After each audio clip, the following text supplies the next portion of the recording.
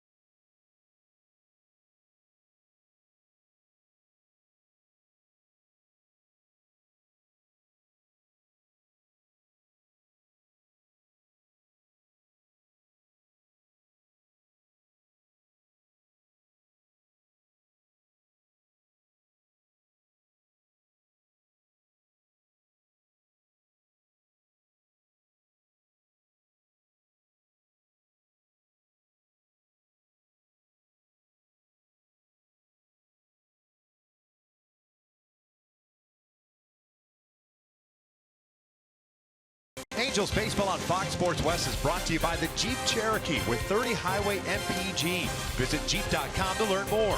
By Mercury Insurance, we're on a mission to save you money.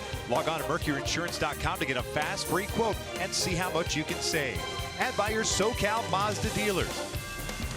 Beautiful, cool night here at the Big A as we wrap up this three-game set. Nick Tropiano a little bit later than usual coming out of the bullpen, trying to change it up a little bit for the Angels. And you mentioned while we were at break saying that it'd be nice to put up a zero in the early goings, especially the first inning. The Red Sox have jumped out to the early lead. And, it'd be nice just to have a 1-2-3 inning. There haven't been too many of those through the first two games. Yeah, you want to create doubt in the hitters' minds for the Boston Red Sox. They've been comfortable in that batter's box. They've had some good swings, good approaches. So if you change that up early on with a zero in the first inning and let the offense find a way to take that, get a lead early on, then all of a sudden you could be more aggressive throwing your pitches throughout the entire game. Check out the lineup for Alex Cora and the Boston Red Sox at 15-2. It's their best start in franchise history. And it's a red-hot Mookie Betts leading things off in right field. Andrew Benintendi was off last night, back in there tonight. Heels patrol center field. Hanley Ramirez at DH. JD Martinez at left. Mitch Moreland at first base. Rafael Devers at third base. Eduardo Nunez at second. Christian Vasquez the catcher. And it's Brock Holt batting ninth and playing shortstop. You mentioned Nick Tropiano, that start against Kansas City, the 6 2/3 innings. And there is no doubt he had not only a little bounce in his step, obviously after a long road to recovery after Tommy John surgery, but he had some life on all of his pitches, including a little giddy up on his fastball. Yeah, his fastball command was very good. That sets up his curveball, his splitter, and his changeup. My go-tos for Nick to be successful here tonight is think less than 3. That means finish off hitters in less than 3 pitches and keep the ball in the yard. Boston with 9 home runs in this series so far. Keep it in the yard, better opportunity. They've scored a majority of their runs via the home run so far. Well, out in the outfield for the Angels, a little different look as we mentioned going to break. We got Upton, Trout, and then Chris Young in right field. The infield with Cozart and Simmons on the left side, Kinsler and Pujols on the right side. Maldonado behind the plate. And Chris Young can play all 3 outfield positions. He's in a streak right now where he's not allowed committed an error in 218 games as an outfielder. You're talking about playing center, right, and left field during this stretch. Last error back on May 11, 2015 for Chris Young. Also a solid throwing arm out in right field. Very similar to the lineup that Mike Scioscia was going to run out on Sunday in Kansas City against Eric Skoglund. And that was before the cold out. Well, Cole is cold right now. He is struggling offensively, so Mike trying to change things up, and obviously with a lefty on the mound, a little bit easier to go with the right-hand hitting Chris Young as opposed to Cole Calhoun. Yes, I talked to Cole today. He understood this situation with Mike Scioscia trying to get Chris Young some at-bats too, and this to be able to sit back and relax and focus on what he needs to do to be successful again. He looked real confident today. Certainly did so when he was hitting batting practice also. Mookie Betts settles into the batter's box, sitting .390. That leads the league. Tropiano's first one tonight. It is just off the plate for ball one. First pitch is brought to you by Carson Toyota. Jerry Lane, the crew chief, calling the balls and strikes. Greg Gibson at first, Vic Carapaz at second, and the big man Jordan Baker at third base. The umpire and crew for tonight. 2 balls and no strikes at Gooby. That is a trend that we have seen throughout this series, and the Red Sox have capitalized in hitters counts. And they put themselves in a position where they can just look for a certain zone. If you're ahead 0-2 or even if it's 1-1, you still can mix and match around that strike zone. Now you're forced towards the middle. That's pulled out to left field toward the corner. 1-0 Boston.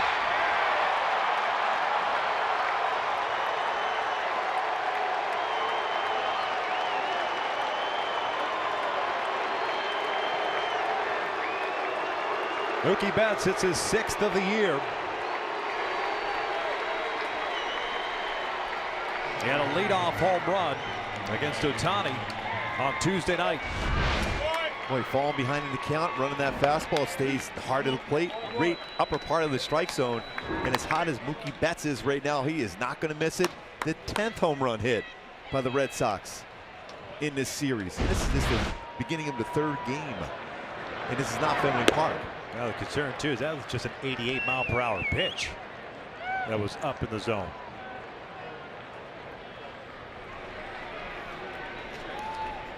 th career leadoff home run. That's a Red Sox record for Mookie Betts. Benintendi to the right side with the shift on. Simmons has it. One down.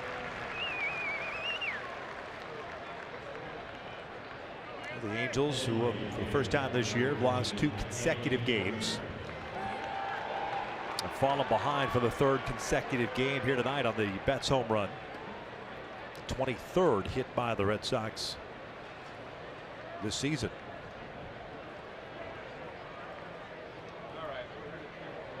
One out, nobody on. Hanley Ramirez, DH spot.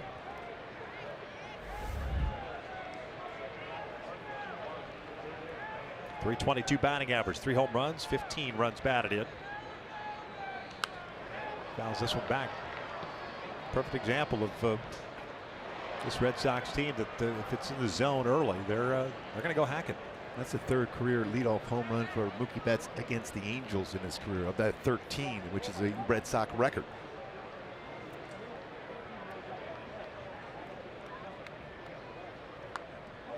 Oh, 2. And one thing, Victor, when you come back from Tommy John, it's been, you mentioned it the last start out, 633 days in between starts for Nick Tropiano. There's going to be some ups and downs as far as how you feel on the mound. Even if you feel good, if you're going to have that same velocity on the fastball. So far early on, 88 with his fastball. Last time out, he was 87 to 93 range consistently with his fastball. Better on the fastball there. That's a good miss. It's off the plate. Now he's got that opportunity to either go splitter or knuckle curve.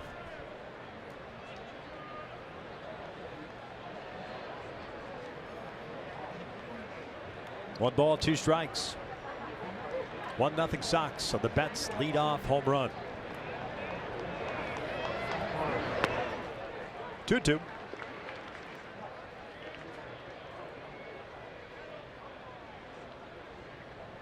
A bit late arriving crowd tonight. Accident just up beyond center field on the 57 freeway. That'll hold things up for a little bit for folks trying to get to the ballpark.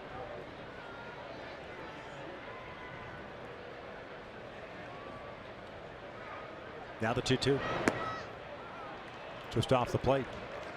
And the one thing they haven't chased a break ball out of the strike zone, it seems like the entire series here. They've attacked fastballs.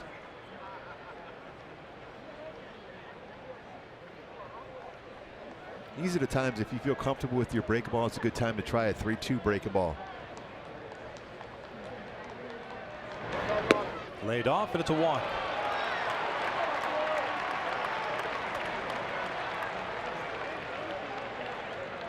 Well, the Red Sox, obviously, with the start that they are off to offensively, leading a lot of categories, surpassing the Angels now in average runs, on base percentage, slugging. The 4th in home runs, picking up their 23rd tonight. Now Score's done a very good job as far as allowing his players to play right now with a lot of confidence.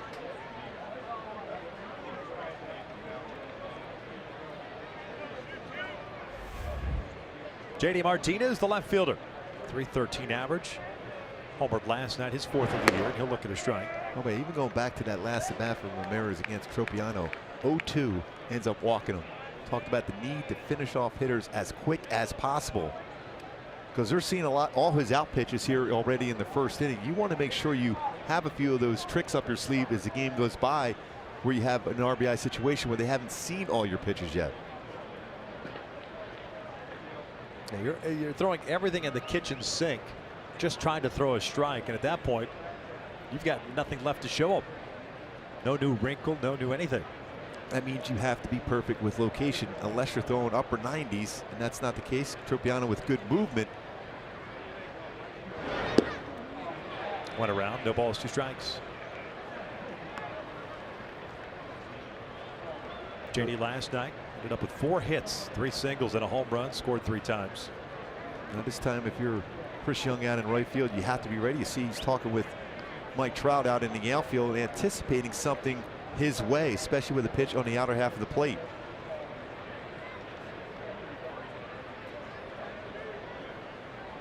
Ground ball to short, should be 2. Simmons to Kinsler on the 1st, and it is. Inning-ending double play, but the Red Sox again for the third straight night strike with the early lead. 1-0 Sox as we head to the bottom of the first.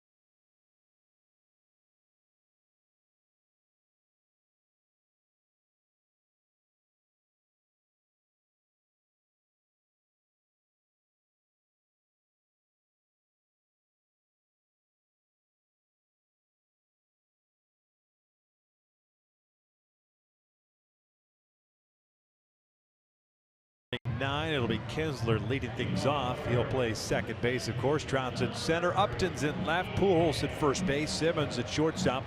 Ohtani moves up to number 6 spot. He is DHing. Cozart at second base. Then Chris Young and Martin Maldonado rounding out that starting 9. They are taking on the 25-year-old left-hander, native of Valencia, Venezuela, Eduardo Rodriguez, making his third start. Yeah, Rodriguez has a good fastball. 91, 95. Will throw a slider. Will throw a hard cut fastball, changeup.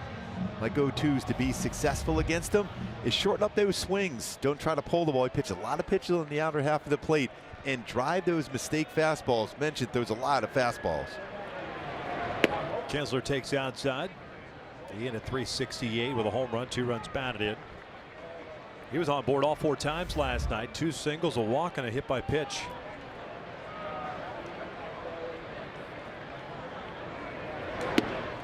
Two balls, no strikes. Can you take anything if you're the Angels offense of what David Price did 2 nights ago and kind of try to apply it to tonight with the cutters that Rodriguez likes to throw? You can see right now they're trying to pitch inside. He's not a guy that really is comfortable pitching inside, though.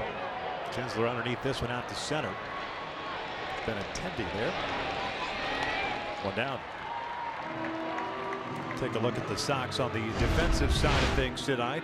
Martinez, Benintendi, and Betts from left to right. You've got Devers, Holt, Nunez, and Moreland around the infield from third to first, and Vasquez back behind the plate. Seeing what Devers can do, swinging the bat with a couple home runs in the series, but also playing his 17 of 18 games at third base for the youngster.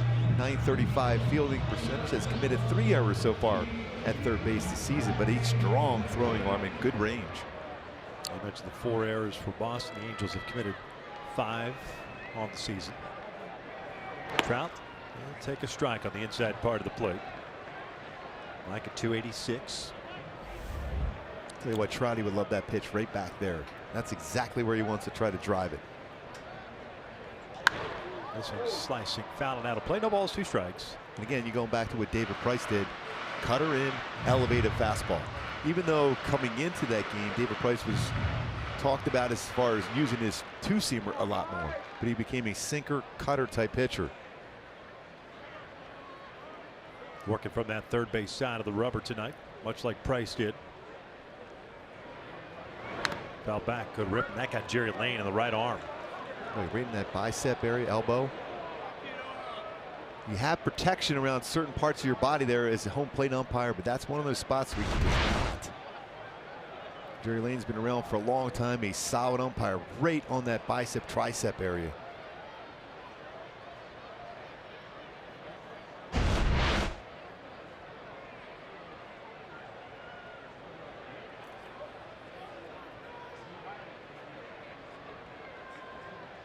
Adam Nebula checking it out. A lot of pain.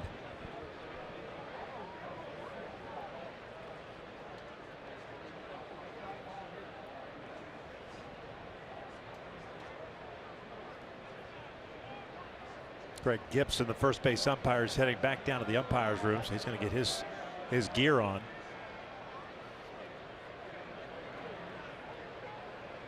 At least that's what it appears like. Zipping off the jacket.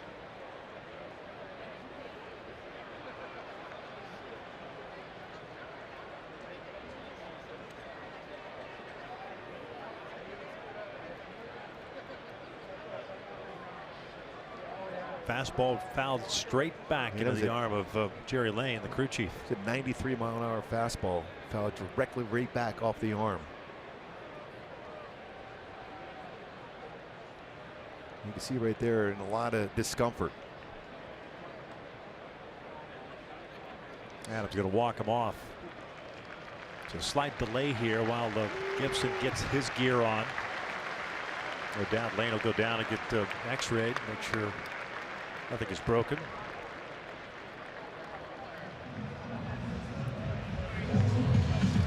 We're going to step aside for a moment with this delay in this game. Sox on top 1-0. We're at the bottom of the first with 1 out.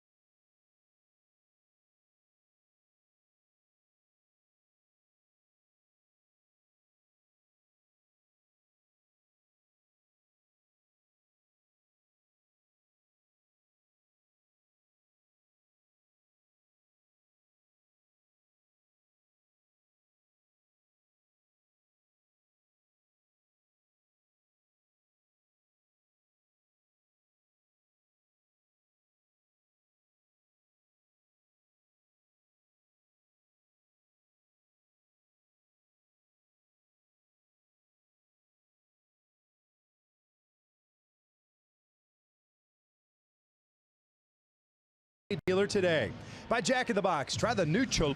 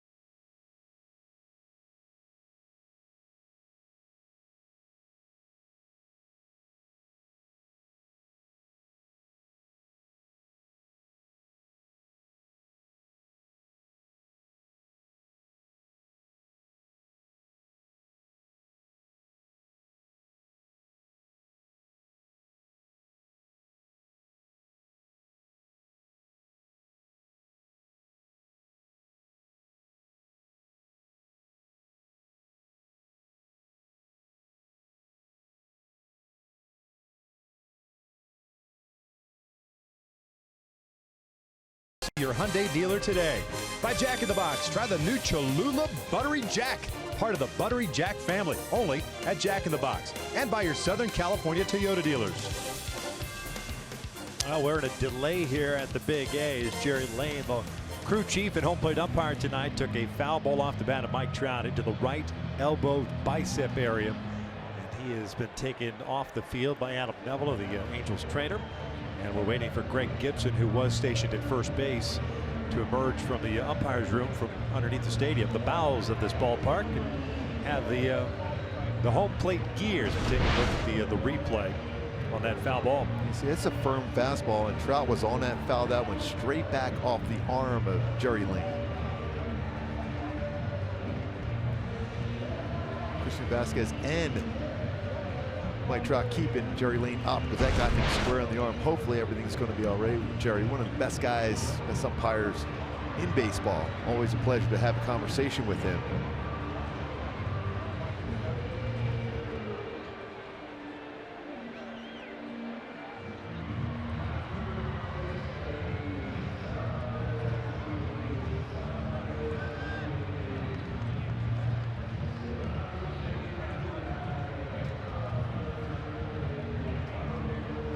Vic Carapazza walking over to the Red Sox dugout. Is he telling Rodriguez he can go get some warm-up throws here now?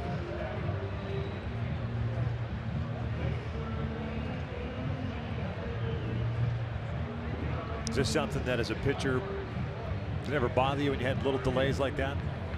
It's not easy, especially when you're warmed up, ready to go. Your offense got you an early lead. You get a quick out, even though you were behind in the count 2-0. You got away with the pitch. You're ahead of Trout 0-2, and then the delay.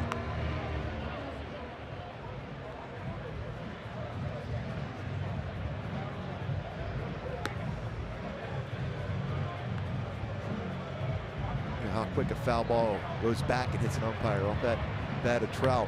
83.8 miles per hour right back and hit Jerry Lane right on his arm from that short a distance. Again, hopefully everything will be all right for Jerry. Well, it's not the first time the Angels have been part of a delay like this. Let's go back to Baltimore last year. Tom Hallion, August 19th to be exact, off the mask.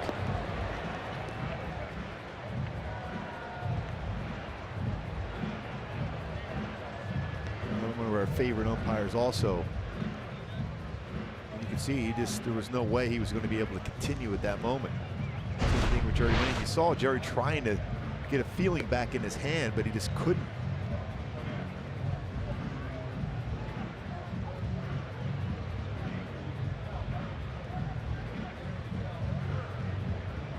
Oh, we're waiting for Greg Gibson to return to the field. And once he does, this game will get started right away. It's 1-0 Boston. Mookie Betts got ahead of the count at 2-0 to lead off the game on the very next pitch. Hit a home run down the left field line, just beyond the 347 mark. And gave the Sox the early lead for Betts, his 6th home run of the season. So Piano then got a ground down, walked Hanley Ramirez, but induced a double play ball off the bat of J.D. Martinez to send the Angels to the bottom of the first. Kinsler hit a fly ball to center field for the first out. And of course, with 2 strikes, the foul ball that ended Jerry Lane's night, sending him down to the trainer's room. That's what we're waiting for here. If you're just joining us, Angels coming to play tonight with a 13-5 mark and trying to salvage the finale of this 3-game set. More when we return to the Big A.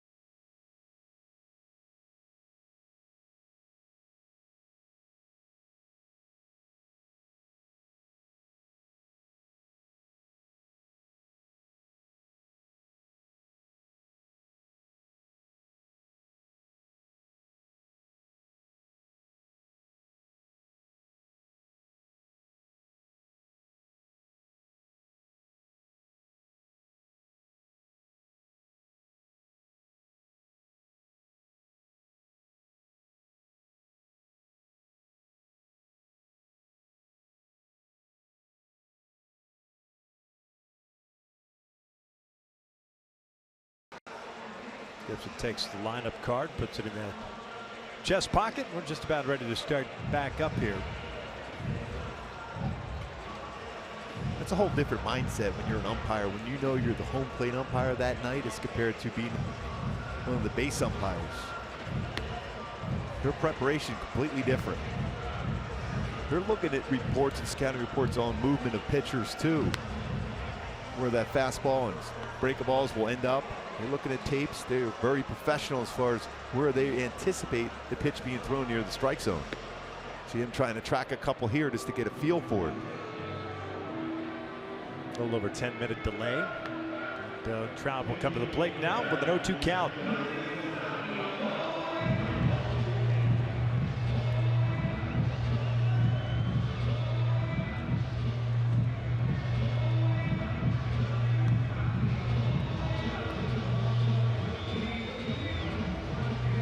can't blame Trout for having that baseball check. He's had that baseball for a while.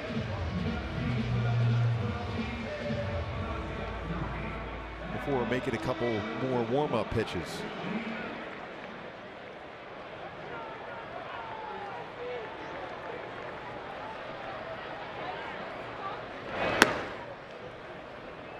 One ball, two strikes. One out, bottom of the first. Boston up 1-0. That's a pretty firm fastball, upper part of the strike zone. That's a borderline pitch. Very close to the same pitch that got called a strike, the very first strike that Jerry Lane called on Trout. It's that cutter. See, different strike zone for different home plate umpires. Everyone has to make that adjustment, both hitters and pitchers. Got him swinging. 2 outs. First strikeout for Rodriguez. In my Hyundai key for tonight for the Angels to be successful against this red-hot Boston Red Sox club, going with little T-Pain, all of the above, and that means as far as a check mark towards pitching, defense, and offense to put it together here in the finale of this 3-game set where Boston has played so well in the first 2 to be able to win this game. That last fastball from Rodriguez at 94. Here's Upton. That's now 16 strikeouts and 10 1/3 innings pitched for Rodriguez this season. Now he's given up some hits and some walks, but he has that ability to ride that fastball upstairs for a punch out. There's Justin's overall numbers on the year. 0 for 4 last night. Takes a strike to even the count. Rodriguez last year, 25 games, 24 starts for Boston. 1-6-7. And a 4.19 ERA. He's got 1 career start against the Angels and was right here on July 20th, 2015. Lasted an inning and 2/3, gave up 7 runs on 6 hits, a couple of home runs. 1 ball, 2 strikes. So far this season, between his fastball and his cut fastball, you're talking close to right at 75% of his pitches. 72%, I should say.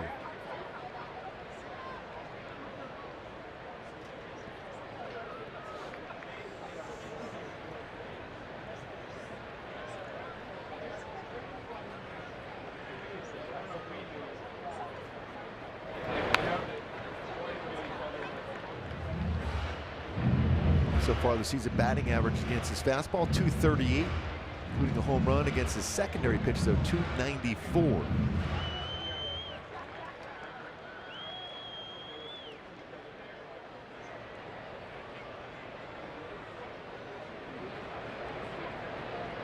One, 2. Down goes Upton. The Angels down in order. We'll head to the second with Boston on top 1-0.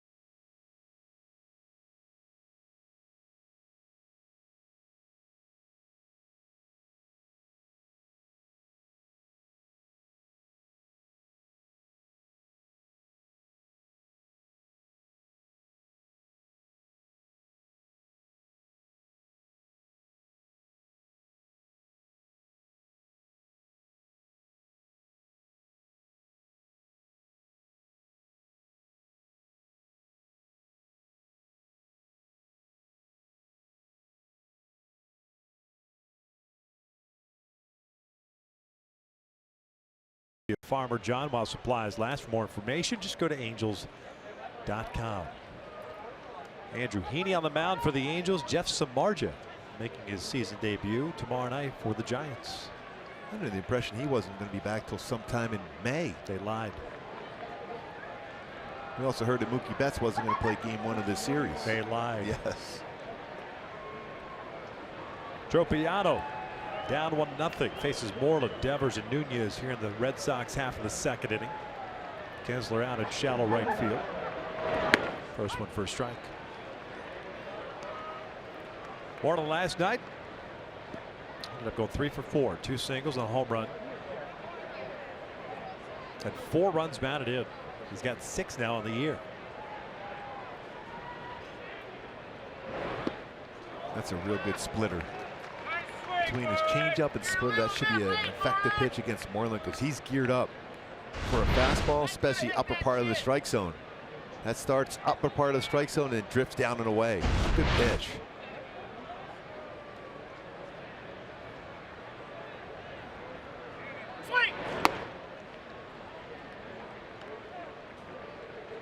Keep in mind, though, he is very quick on pitches in the upper part of the strike zone. Not the typical left-handed batter who prefers to pitch low in the strike zone.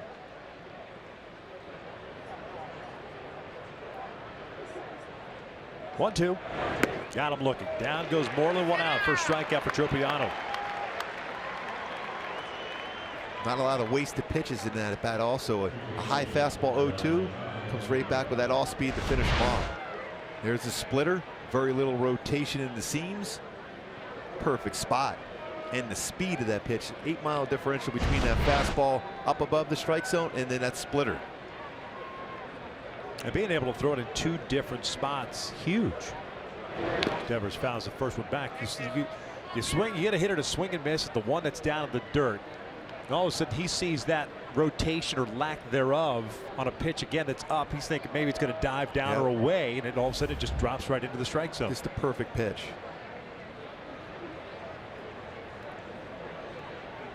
Devers cueing this one. And it's going to have to be Kozart off down his throw and safe at first base. He may look at that one.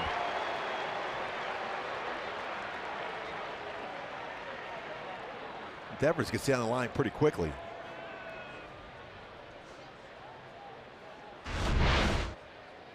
That's the only play you have is Kozart playing as if he's a shortstop. Yeah, it looked like he just got that foot down. Very, very close, about as close as you can get. Yep. But beat it. Infield base hit for Devers. Nunez, the second baseman, steps in.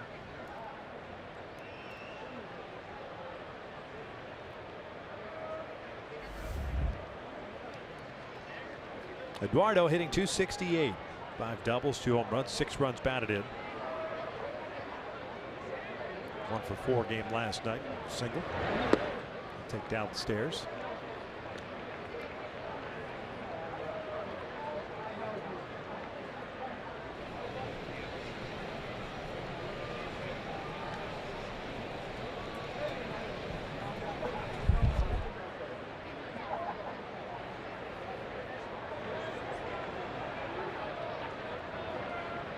Good lead for Devers, and we'll check in on him.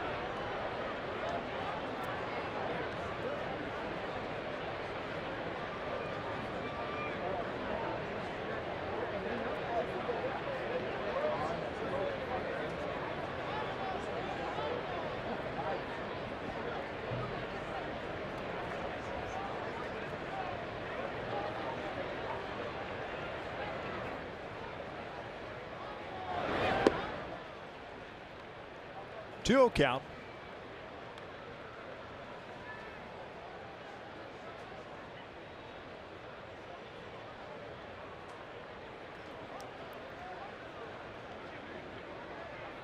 Again, trying to avoid those counts here, where Boston has been so effective when they've been ahead of the count.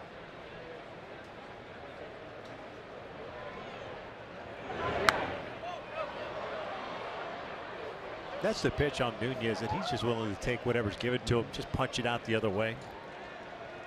And knowing Alex Cora and the way he's been aggressive, this is one of those counts where you might trust Nunez to be able to put the ball in play and the hit and run be put on right now. Keep in mind, Tropiano, 4 career pickoffs a couple years ago. Very quick move to first. This might be one of those times where they're on the move.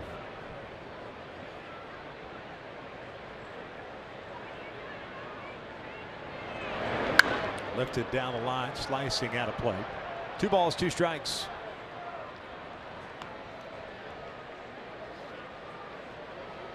Infield base hit with 1 out by Devers. He stands at first. Halos went down in order.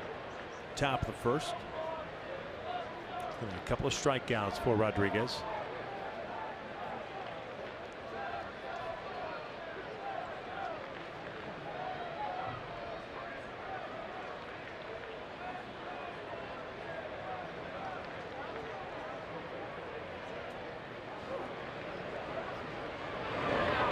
Popped him up. 2 down. You know, Jose Mota last night was talking about Nunez and the way he starts to dive towards the pitcher to attack pitches.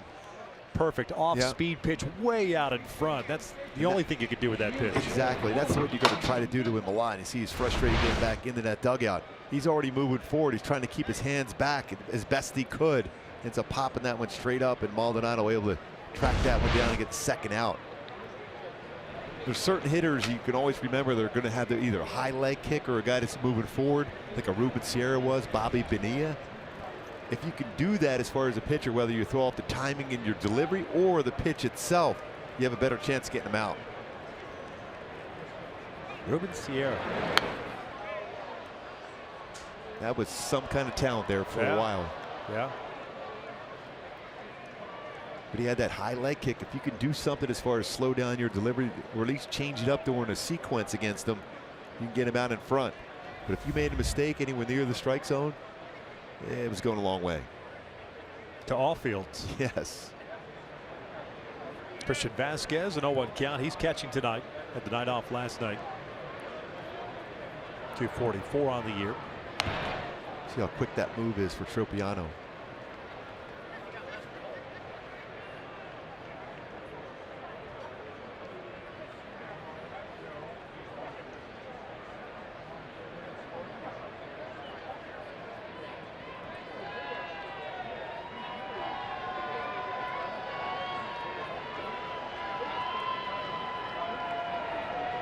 Good lead for Devers at first base. Good break ball again. Another 0-2 count. Mention how quick that move was. The Angels in general, 2016-17, 35 pickoffs. Tops in baseball. 4th 0-2 count for Tropiano so far in this game. See those pickoffs? Cincinnati right behind them. Chicago with John Lester on that rotation. Well, you know he's not part of that number. Unless he could throw his glove over there with it. He's got that, now he has that skip throw over the first base when he gets a ground ball or a bunt back at him. He just doesn't give up any hits. That's what his mindset is. I saw him today. I think he was going along pretty good with no hits allowed. Vasquez shooting one out to right field. This is Chase Young back. He's there. And that'll do it for the Boston Red Sox. We're headed to the second, the bottom of the inning. Pujols, Simmons, Ohtani coming up. Angels down.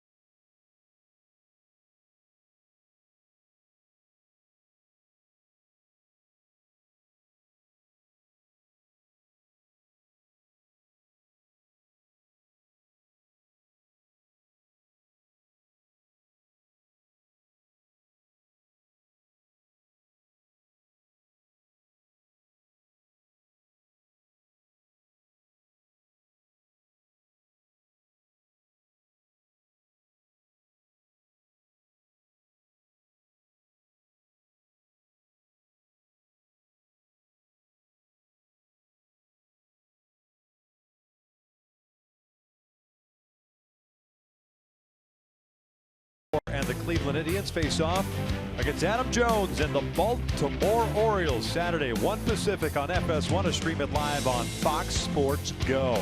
Can you say that once more? The Baltimore Orioles. Baltimore Orioles, the Cleveland Indians idle today, especially after the marathon game they had last night. Orioles lost to the Tigers earlier today, 13-8. Struggling, yeah. Baltimore. Pujols to lead things off. Fouls off the first pitch. Baltimore now 5-14 on the year. Tell you what, right now, if you're a hitter, whether you're in the dugout or in the on-deck circle or in that batter's box, you got to be tracking upper part of the strike zone fastballs against Rodriguez. Again, going those four-seamers, going against what we're seeing so much in baseball as far as launch angles, it's difficult to do that with a high fastball.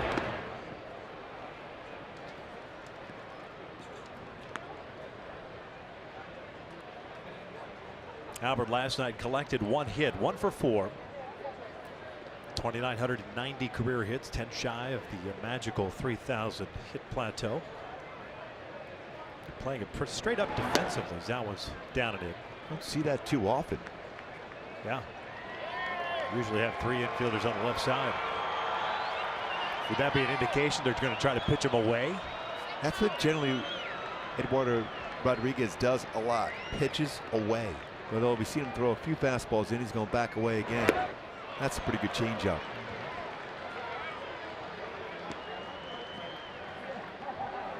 Vasquez tapping the ground on the inside part of the plate and then went and shifted the body towards the outside corner to get a changeup. Whatever advantage you can get as a catcher against a great hitter at the plate, tried it.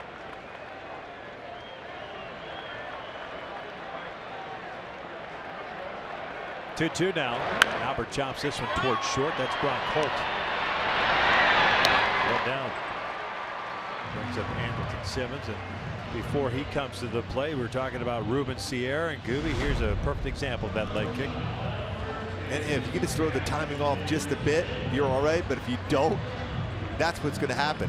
That's David Cohn, looks like, giving it up, my old roommate. The Coliseum. And still just getting on the touch home plate. Yeah. Yeah, again, if you could somehow, and David Cohn was so good as far as changing his delivery during the course of an at-bat, but at that time, he didn't throw off the timing a whole lot. Yeah. And I'm sure he appreciates me mentioning his name, too. David Cohn? Home run. Oh, yeah. Giving up the home run. Well, if you hadn't mentioned it, I would have. Because he likes to watch our games. What we're going to say, that's a standard def video, folks. Yes. We can't tell who was pitching because there's no record of it. It was some other pitcher. I was just thinking it wasn't me against him. Simmons hitting 296 as an 0-1 count. Now this you would think would be a perfect matchup for Anderson Simmons. So good on high pitches. And that's where you're seeing Rodriguez going downstairs with that breaking ball. But if he throws a high fastball, Anderson Simmons generally will make a good pass at it.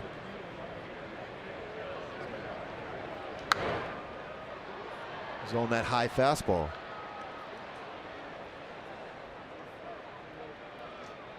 Shohei Ohtani on deck.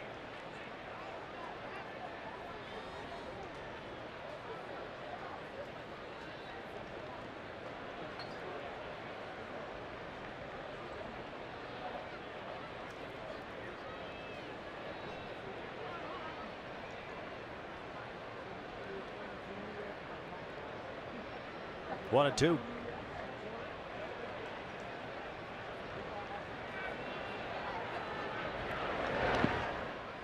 Again, trying to throw that pitch below the strike zone, and we talked about how well Anderson Simmons has hit the high pitch, especially when you look back even last season, his numbers. See that batting average, 353. Only Buster Posey we'll see this weekend, and Eric Hosmer, who we'll see in August, playing for San Diego, higher.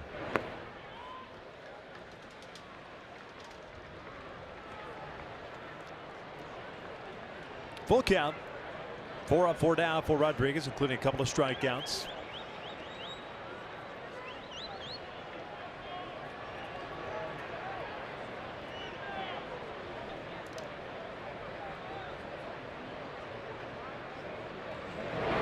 lays off, draws the walk.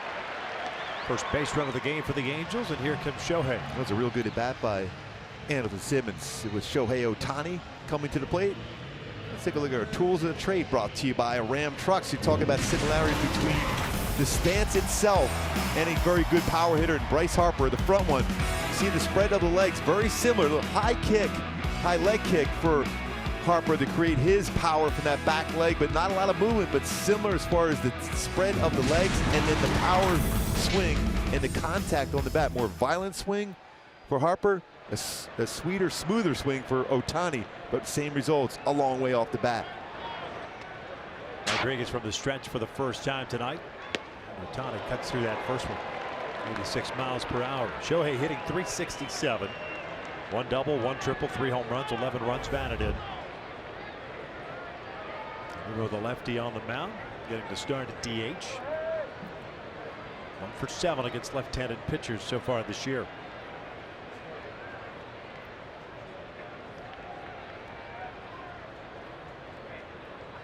Trying to pitch him inside, it looks like.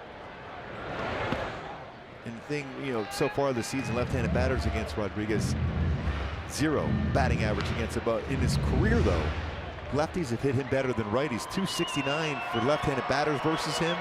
Rodriguez versus .240 for right-handed batters. Nice jersey down there. It's a WBC jersey of Shohei.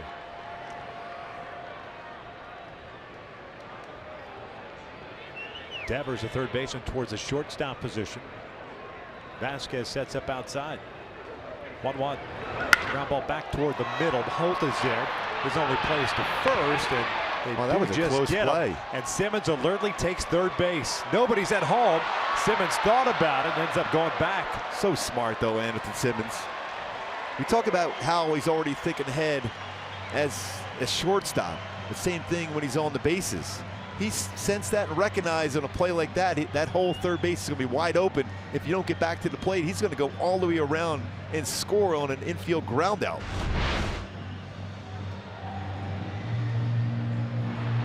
See, Anderson's looking up. Right away, he looked up. He saw there's nobody at third. Then he's looking up again, and Dino was pointing that way. Realized it was not going to be able to get home on that, but still forced them to be aware of that play. But Anderson Simmons always ahead of the game. Now you can score on a wild pitch. Zach Cozart up, and he takes inside for ball 1. Zach hitting .247. 3 doubles, 2 triples, 2 home runs, 7 runs batted in. He has struggled against left-handed pitching so far this year. 0 for 12.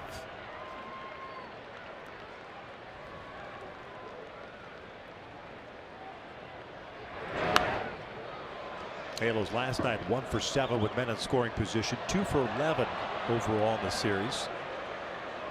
Much better swing there for Cozart. They've been trying to attack him with high fastballs also. Halos last night had just 1 guy get to third base in the game. That was Kinsler in the first inning. 1-2.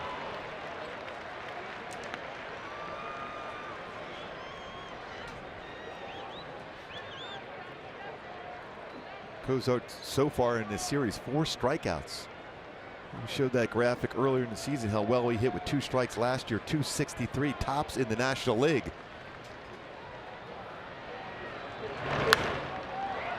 He's getting a steady diet of high fastballs. Just got to try to shorten up and punch that ball to right field.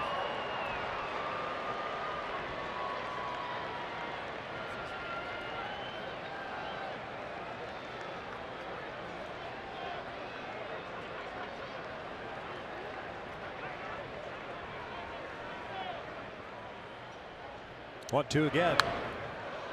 In on the hands. You mentioned steady dive upstairs. She's getting a lot of pitches in on the hands as well.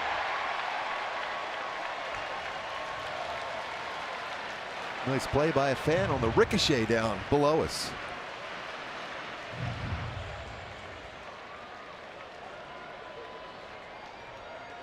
Hasn't tried that break-a-ball yet. Fastballs in, fastballs up.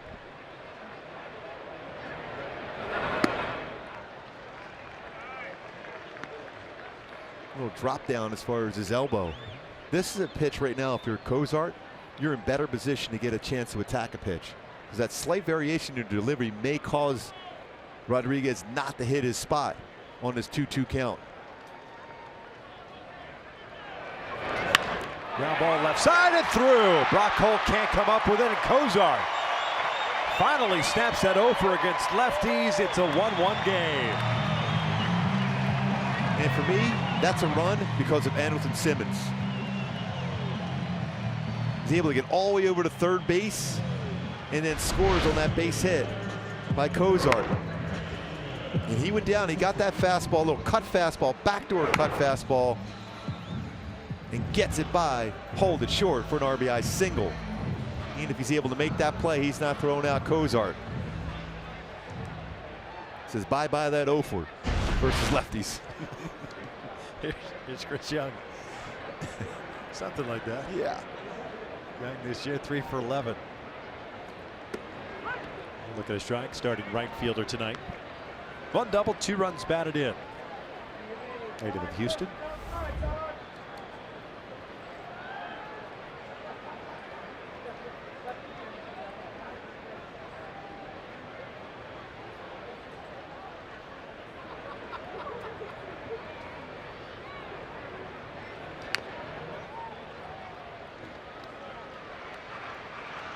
Well, that first pitch got called a strike on Young. It was off the plate, and it forces him to kind of expand a little bit.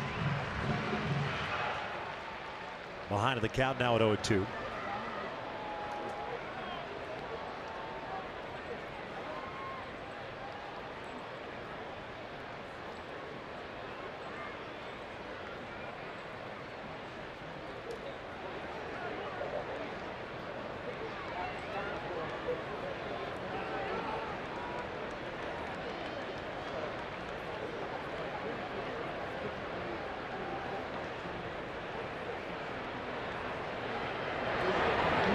Young lifts this one out toward left. JD Martinez moving over.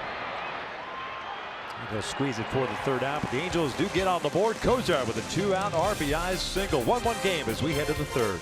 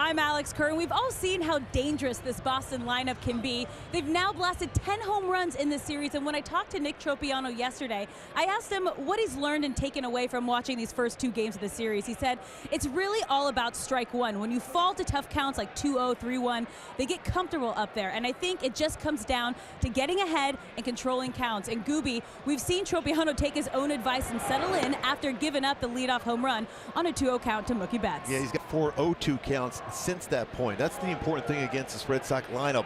Create doubt by making them think of a different pitch besides sitting on a fastball. 2-0, they've seen a lot of those counts in this series so far. And you're going to see another one right here, especially after the offense was able to tie it up. Very important for Tropiano to be aggressive and have a quick inning here.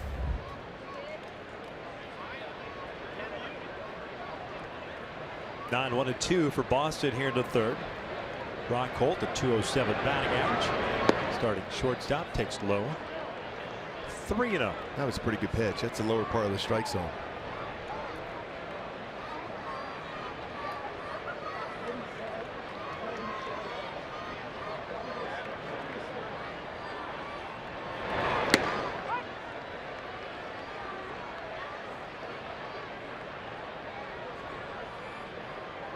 Holt, a very patient hitter. The whole attack of fastball 3-1, but if it's got to be in his zone, otherwise Holt forced Tropiano to throw a couple pitches here.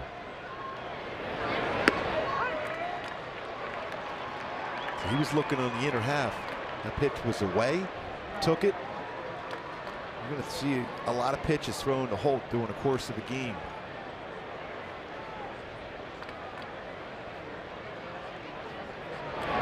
Two, ground ball to second. One down. Boy, Kins are smooth at second. Yeah, that's a pretty much a routine play, but he's always under control. Yeah, there's no question about it. I'd like to go back to Tropiano there because you fall behind to a 3-0 count and work back into it. And sometimes with a 3-2 situation, you try to make the perfect pitch so you don't give up a home run. Made a very nice pitch, let the hitter get himself out, especially knowing that you've got bets coming up. You'd rather have one out, nobody on, as opposed to a man on, nobody out. Exactly. You want to make sure you get a lot of that plate, but you got to have some movement and you got a ground ball out because of that. Betts takes a strike, homering in the first inning, 6th of the year. 14 runs batted in now.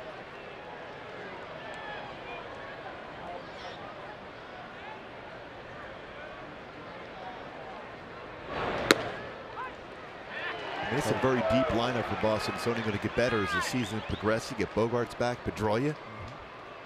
A lot of options for Alex Cora, the new manager for the Red Sox. Yes, he did. What a difference. 2-0 count, home run. 0-2 count, swing and miss. If you're a youngster at home and you're pitching at any level, the importance of that 0-1 count as compared to 1-0 count, historically different. And you're going to get swings like this because you're ahead of the count. Perfect pitch by Nick Tropiano. And going back to getting that quick 3-pitch out, he was able to do so.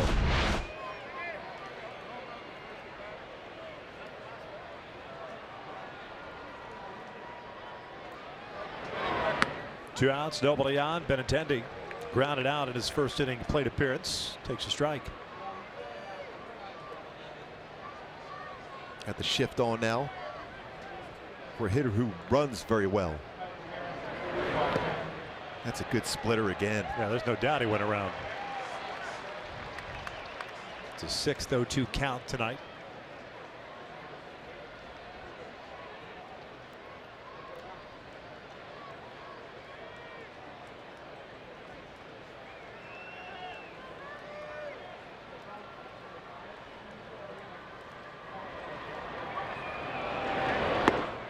Really coming into the season last year, Benintendi was all the talk around baseball, being the AL Rookie of the Year. He had a great season, but somebody in New York had just a slightly better one. And Aaron Judge. Slightly.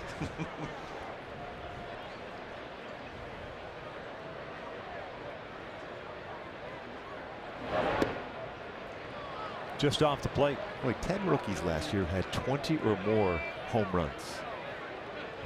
We talked about that a lot last year and in this season, how many talented young players are in baseball.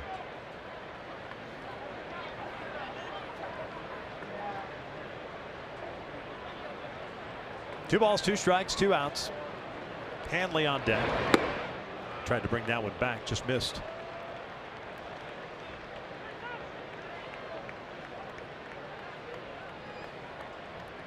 I think you go right back to that splitter now.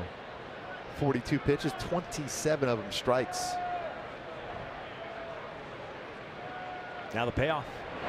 Got him. Down goes Benintendi. Foul tips that one into the mitt in a 1-2-3 shutdown inning for Nick Tropiano. 1-1 game as we head to the bottom of the third.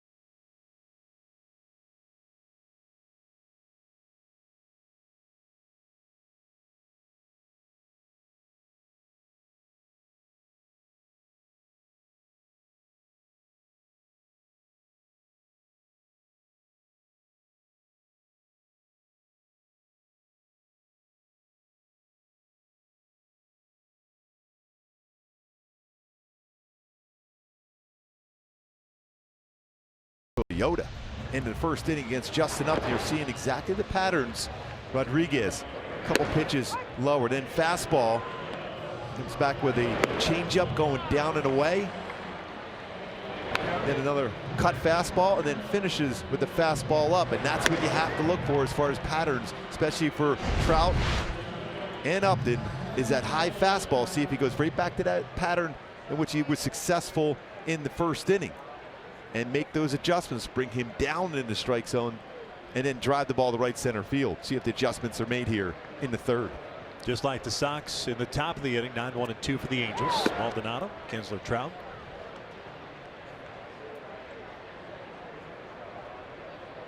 Martina, .222 batting average, 2 doubles, 6 runs batted in. 0 for 3 last night.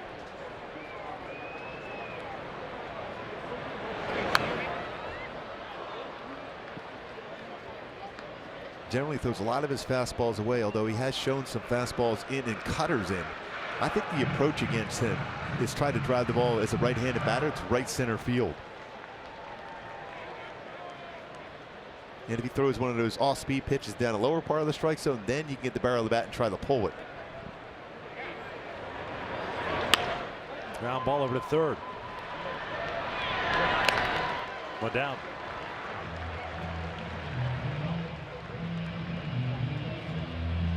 A tough go for Martin since that 3-hit game in Kansas City. He's now 0 for his last 16.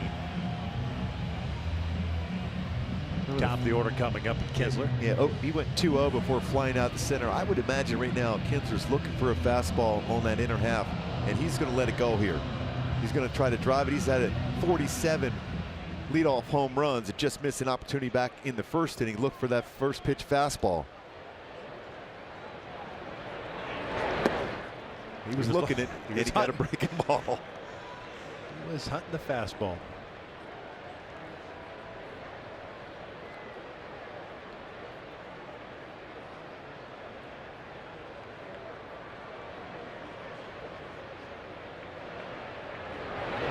Back toward the middle, and that'll fall in for a base hit. Went down and got it. 1 out single. Did a nice job as far as shorting up on the swing here. Talked about shorting up on the swing as far as go-tos in this game. It was a pitch down, didn't try to do a whole lot with it. Lines it right back up the middle. He's got that slight hesitation, and then back up the middle on the pitch. It was down. Knew he had a good approach. Gets up another base hit. Off to a solid start wearing that Angel uniform. Trout 0 for 1, struck out in the first. 2 punch outs, a walk, now 2 hits allowed for Rodriguez on the bump.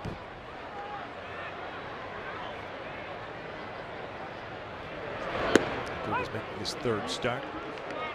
Got no decision against Tampa Bay. Gave up 3 runs in 3 2/3. Last time out, a little better against Baltimore. 1 run, 5 hits, and 6 innings. That's 2 at-bats in a row where Trout has taken a 92 or 93 mile-an-hour fastball. Middle down over the plate. 3rd time up, he'll be swinging that first pitch fastball.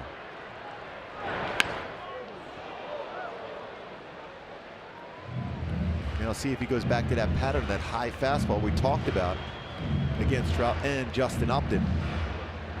Cutter in.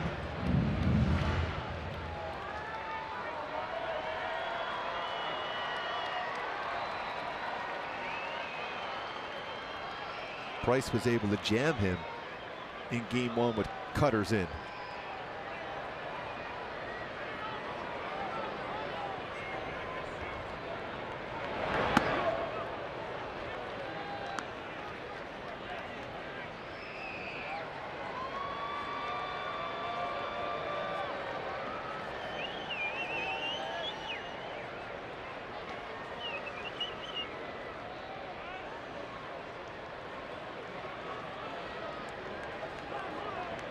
Kinsler over at first base, a 1 out single.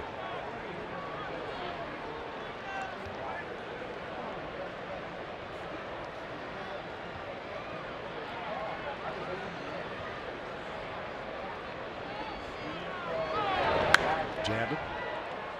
I'm watching Kinsler from our angle. He's trying to get a walking lead just to see if Rodriguez is paying attention to him.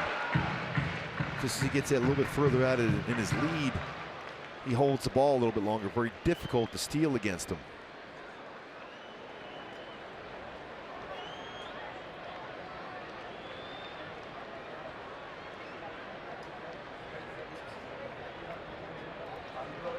We're now pretty much stationary at 9-foot lead. Is trying to expand it, keep moving. And then by holding the baseball, is forcing him to go back.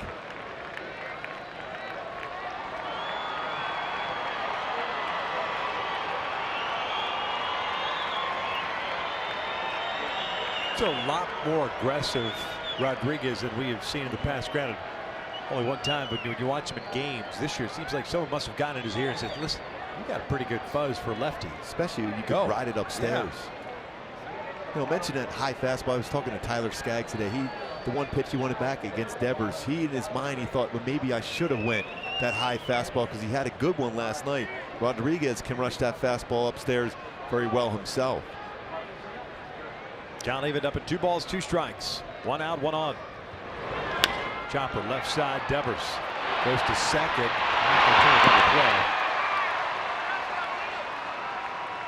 So Trout will reach on the fielder's choice. 2 outs now, and Upton coming up.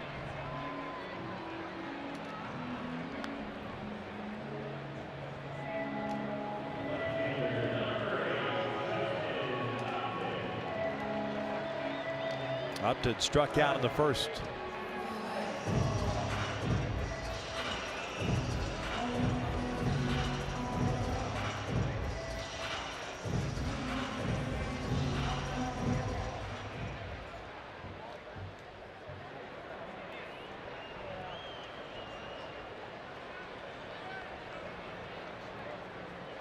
He has gotten a lot of pitches up in the zone. Good lead for Trout. That was down. That's in his wheelhouse. That was right exactly where he wants to do some damage. I mentioned how difficult it is to steal against Rodriguez. He's allowed 6 stolen bases in 13 attempts. Here's the fastball. They wanted it in, and it right out over the plate, and he just missed it. Now, more than likely, we're going to see him try to go back upstairs or try to go something off speed well below the strike zone.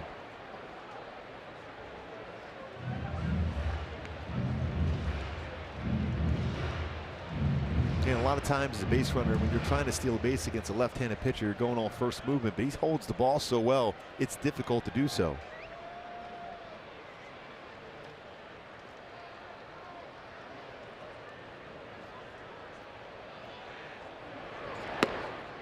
Was that high fastball?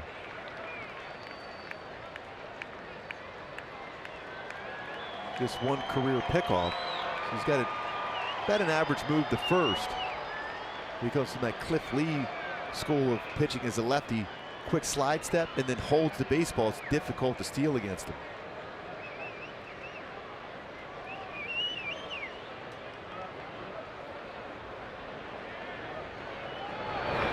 Two balls, 1 strike.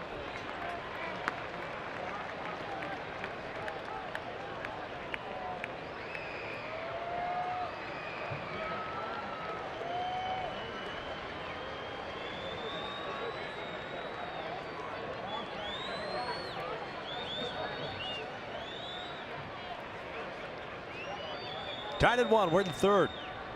Trout on a fielder's choice over at first base. Chopper left side. Devers goes to second, and this one is over. We head to the 4th. Still a 1-1 game.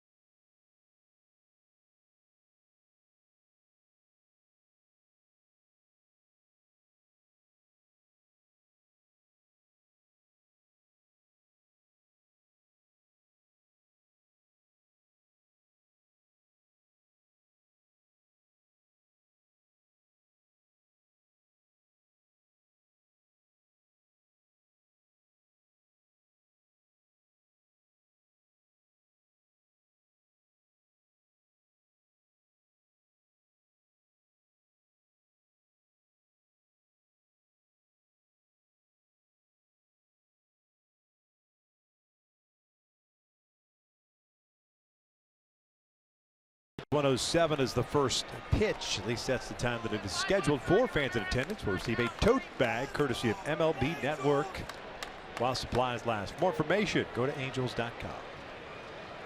1-1 game. Top of the fourth. Ramirez, Martinez, and Moreland against Nick Tropiano's coming off a 1-2-3 third. Picked up a couple of strikeouts in that frame. He's got 3 in the ball game with 1 walk, 2 hits allowed. First one is just off the plate. Hanley walked in the first. Tropiano threw 14 pitches in the first, 14 in the second, 15 in the third.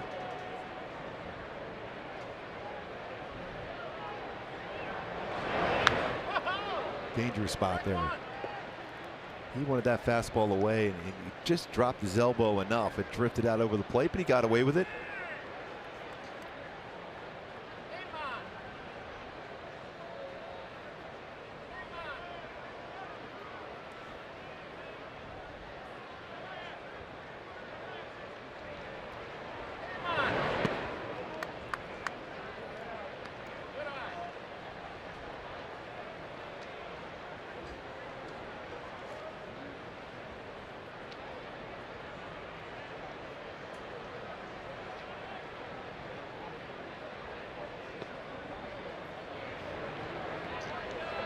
Two-one count.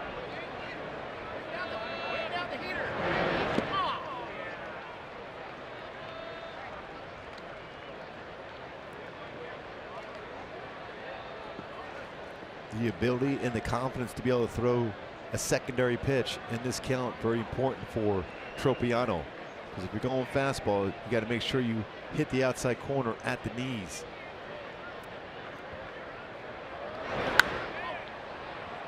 Out of play. Full count.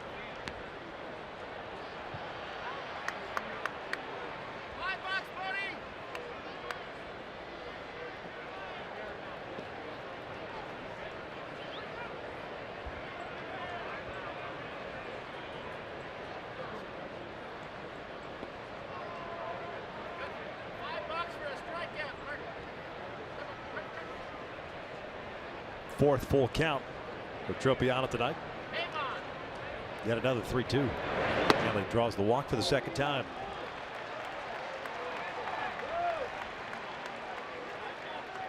So leadoff man reaches the second time tonight.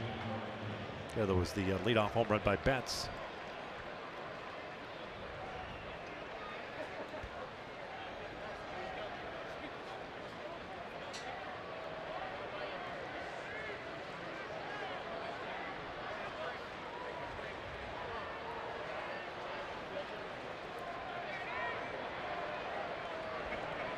JD Martinez, a double play ball that ended the first. He's 0 for 1. Ball in the dirt. Hanley's not going anywhere. It's back-to-back batters where Nick has fallen behind badly. I mean, he's not even giving the hitters something to really look at or even consider. Yeah, when you as a pitcher, you want to make sure you at least give the illusion it's close enough to the strikes, and you see where the outfield is playing as compared to the infield. They're anticipating him hitting the ball the other way, and he's got very good power. We saw that on display last night going the other way, where Trout shading the right center field. A lot of room down the left field line.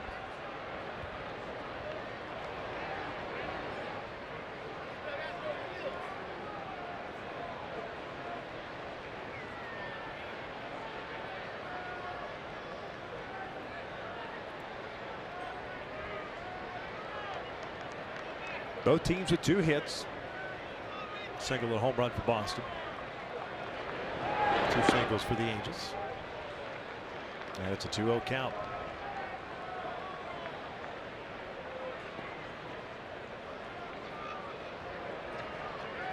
Trying to avoid those counts in this game, and the Red Sox have feasted on the Angels as far as they've been ahead of the count 2-0. First 2 games of the series, the Red Sox had 14 2-0 counts that hit 417 in those at bats. There's a strike, 2-1. That's the wrong team to be going 2-0 on, especially the way they've been swinging the bats. Yeah, especially when they have shown that they will not chase anything out of the strike zone.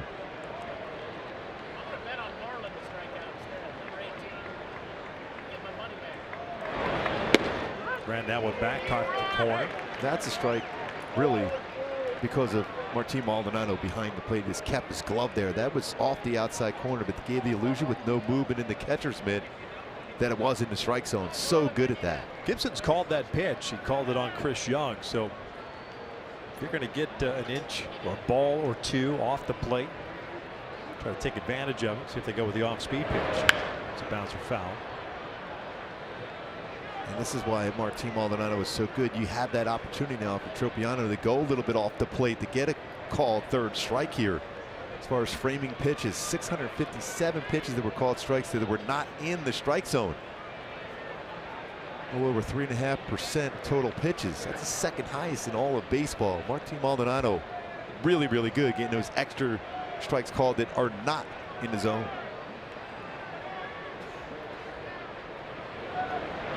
Runner goes. Martinez shoots one out to deep left field. Chester moving back. It's over his head. With Ramirez on the move, he's rounding third, trying to score the relay to the plate. Not in time. It's an RBI double. 2-1 Boston.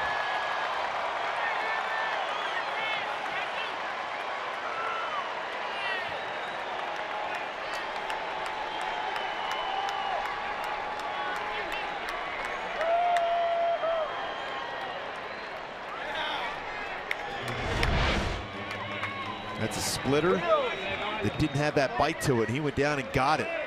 Strong hitter. One hops that 390 sign in left center field. And Haley on the move. I mentioned his 3 stolen bases coming into this game, able to score all the way from first base because he was moving. And that's one thing you'll see from Alex Cora, the manager for the Red Sox. He will have them aggressive. They have 9 stolen bases, been caught 3 times. Well, leadoff walk, followed behind hitters. Red Sox capitalized, still nobody out. Moreland with an 0-1 count. He struck out looking in the second.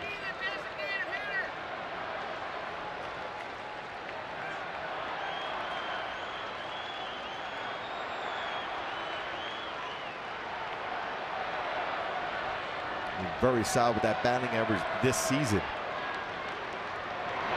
Ground ball left side, Kozar. It's JD back. That's a real big out for Tropiano. Not only get the out, you do not allow JD Martinez to advance to third on a ground out. And that's what you try to do when you're pitching. Outer half of the plate, force him to hit the ball to that left side of the infield. Does so, gets the out, and no advancement for Martinez. Good pitching there for Tropiano. So now Devers at the plate with 1 out. He had a single infield variety in the second. Was stranded on base. 2-1 Sox. We're in the 4th.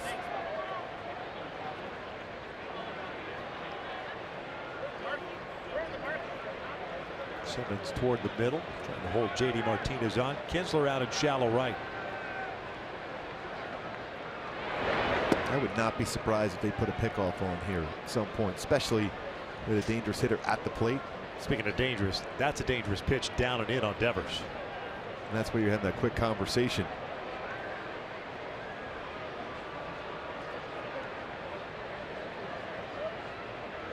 Devers has homered in back-to-back games.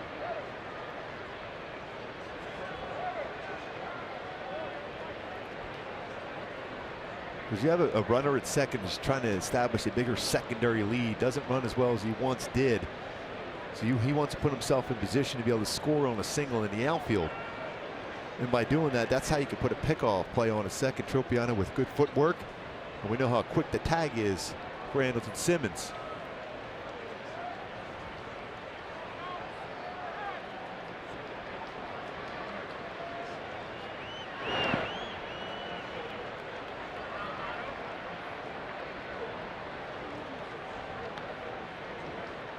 This almost has a feel of an unofficial intentional walk, not throwing anything close to the zone with an open base and a right-handed batter on deck. Well, I suggest you miss down and away as opposed to down and in. because he likes to hack, and he'll hack early. Doesn't matter if it's close enough. Pitch up in the zone, and that's a base hit. Martinez being waved around. The throw from Chris Young is cut off, goes to second, and they get Devers for the out. The run scores, however, and it's 3-1. Devers gets credited with an RBI. Nice play by Albert. Another 2-0 count that results in a base runner. This pitch upstairs, he gets right up and brings his hands up and lines this base hit towards the middle.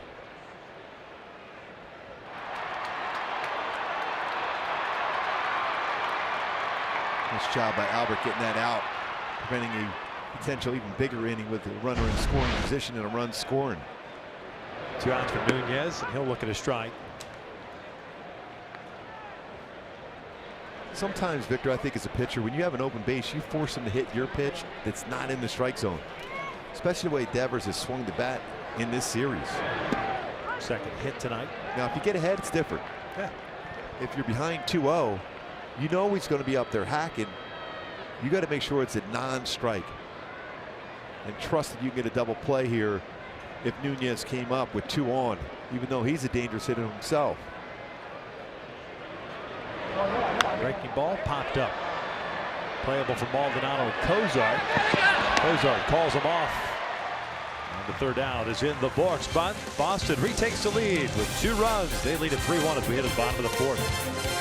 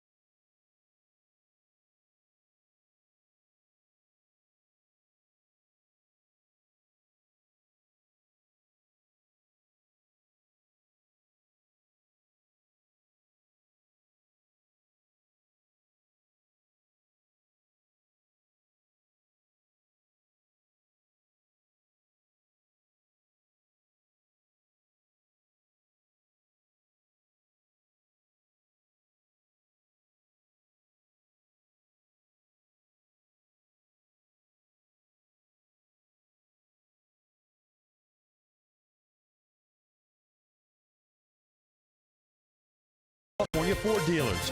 By Carl's Jr., the Western Bacon Cheeseburger is calling your name, little buddy. Pick it up.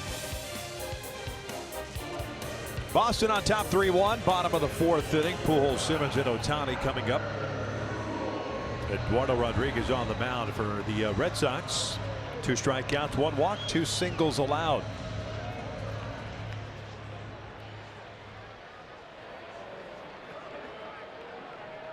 Albert grounded out, leading off the 2nd. It's a breaking ball for a strike. And again, there's that pitch off the plate, but Greg Gibson, since taking over for Jerry Lane, has called that pitch for both sides. Makes you feel good if you're a pitcher. Yeah. Use it. Yeah, especially outside part of the plate. And it's forcing hitters to swing in a pitch that's even further off the plate because it's been called a strike the pitch before. You saw that with Chris Young.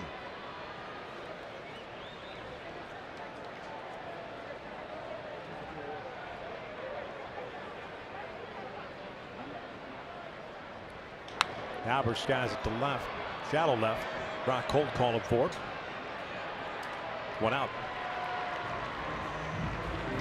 So Pujols 0 for 2, and here comes Andrelton Simmons, who drew a walk in the 2nd.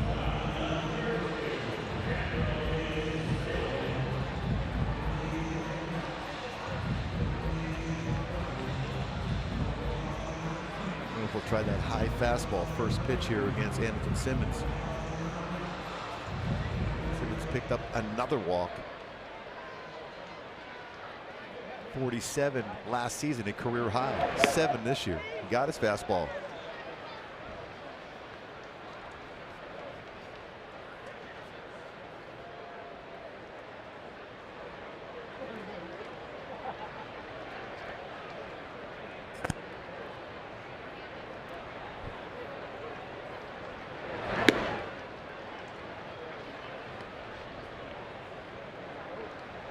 Tell you what, this kid can be a special major league pitcher. He's got good stuff.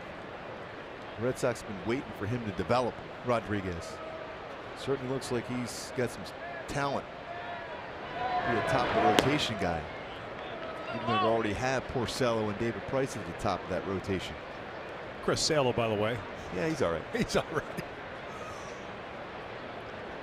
He can pitch a little bit. Rodriguez just 25 years of age. There's Chris. Saw him running the old line-to-liners today, old school as far as running for a pitcher. Guys still do that, huh? Yes, and I'm a believer in that too. Pole to pole. Yes. Poles and stairs, right? Yes, indeed. And then that late sprint work. I remember Nolan Ryan said that was so important. The long distance running followed up with that sprint work at the end when your legs are tired creates that feel for as far as driving towards the plate from that pitching rubber. And there's that outside pitch called a strike. Couldn't hit that with a fungo. 3-2.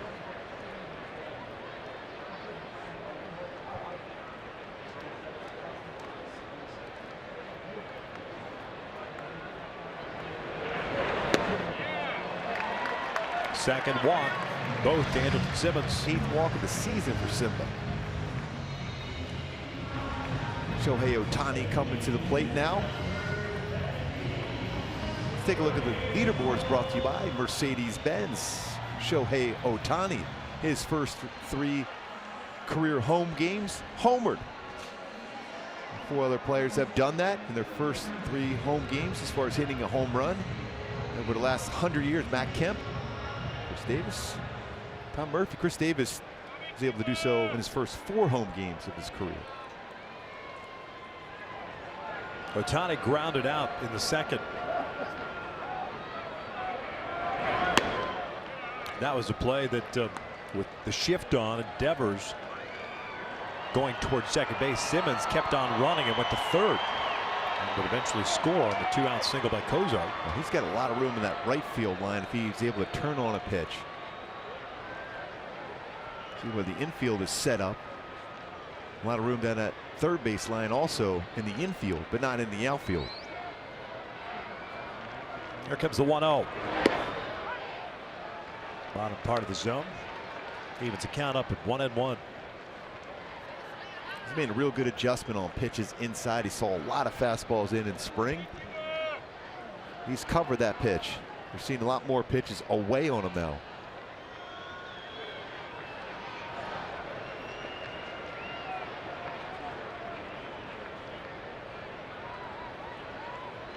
We go back inside. Slider. Pretty sharp slider.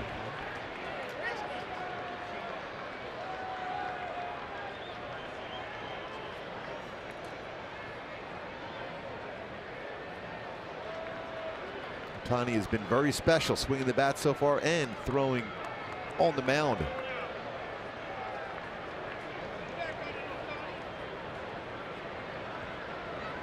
Simmons, good lead over at first. 1-2 now. And they tied him up. Down goes Ohtani, 2 outs.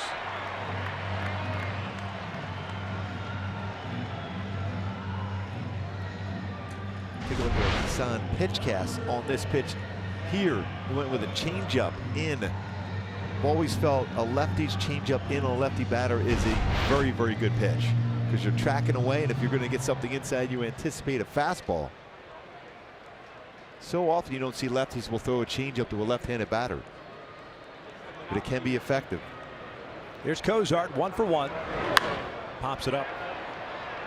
Foul territory. Moreland moving over. And He's a good glove man at first base. Will squeeze it for the third out. We'll head to the fifth inning.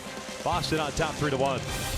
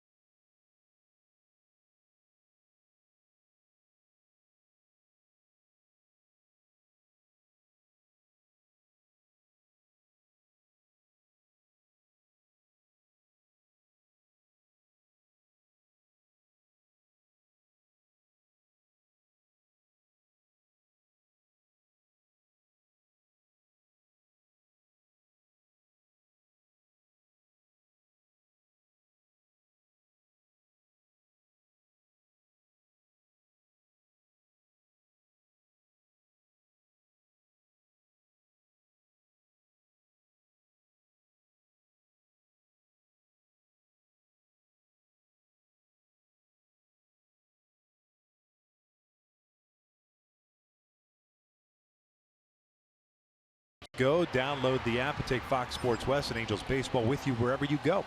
Presented by T-Mobile. 3-1 Boston. Finale of this three-game set. And all Red Sox offensively. The first two games, a little bit tighter game.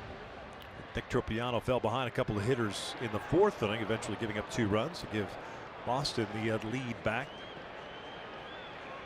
It'll be 8-9 and 1 coming up at Vasquez, Holt, and Betts. Tropiano 3 strikeouts, 2 walks.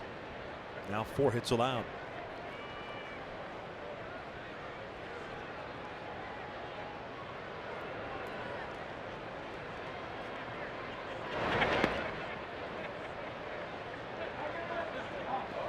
Well, Tropiano has missed the last couple of innings on that breakable first pitch, breakable curveball, like quite a bit off the outside corner. Reason why you do that, that front shoulder was really flying open quickly on his delivery.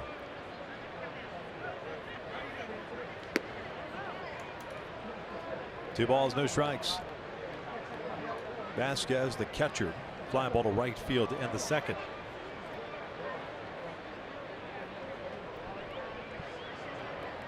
It's his 6th 2-0 count tonight for Tropiano.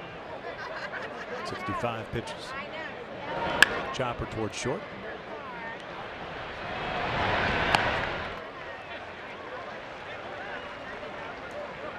It's a ground ball out, but you don't want to put yourself in that position. Right. You got to throw that pitch first pitch. That kind of what I was just going to say to you. I mean, if you're, why take 3 pitches to get a number 8 hitter out that's struggling right now? He's one of the few guys. You're talking about 2 guys now at Vasquez and Holt. That, all right, let me see if I can get 2 quick outs. You got to trust your movement on your fastball. Always felt splitting the plate with movement and trust you're going to get some action on there in the zone to get a hitter to get himself out. Holt goes the opposite way.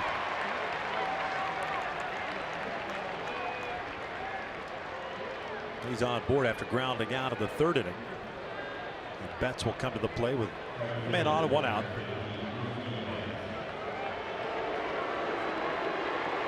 That pitch right around just a little bit above the knees for Holt.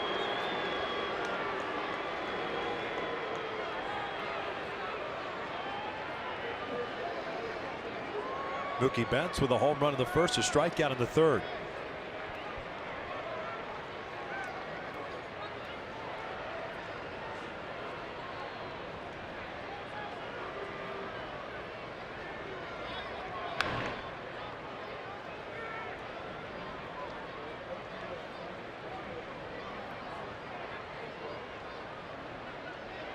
Got to be careful, I think, in this at bat right here for Betts. He's been patient early in counts. He may be ready to look for a fastball first pitch here. But again, you can use that against him to get a ground ball and an infielder. he was sitting, he was hoping for that first pitch fastball, expanded his strike zone, anticipating that pitch. Certain hitters you just know are geared up and thinking and looking for patterns that you can get a first pitch fastball.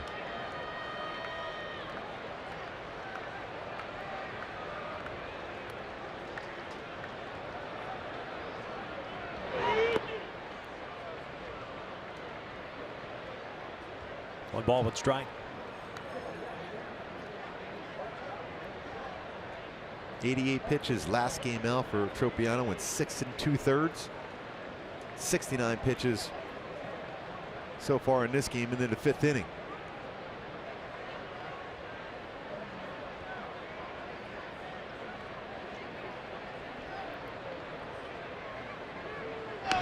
We mentioned in the open as far as the struggles for the starters, averaging just 4.8 innings per start. It's 29th in baseball,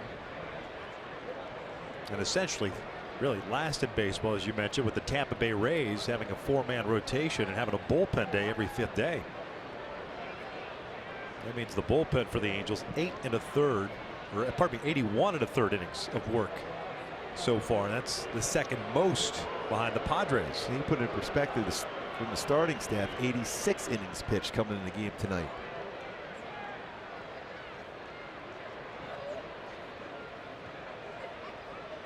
A lot of trouble here at home too, an ERA just over 7. Halos 4-4 at the Big A so far. 2 balls, 1 strike.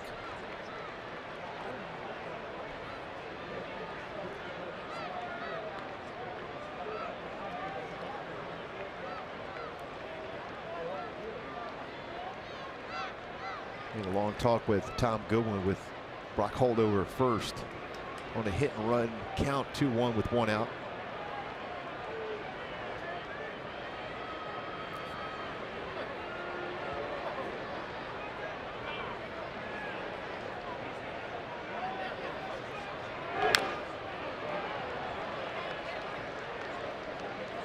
That'll even up the count. All 4 pitches in the sequence so far against Betts, breaking balls. Not a bad idea considering the guy at the plate's carrying a 1290 OPS through the first couple of weeks of the year. That's seeing the baseball pretty well, I think.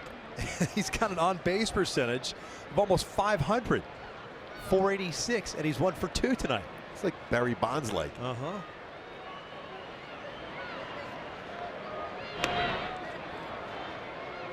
Not much of a lead for Holdover at first base.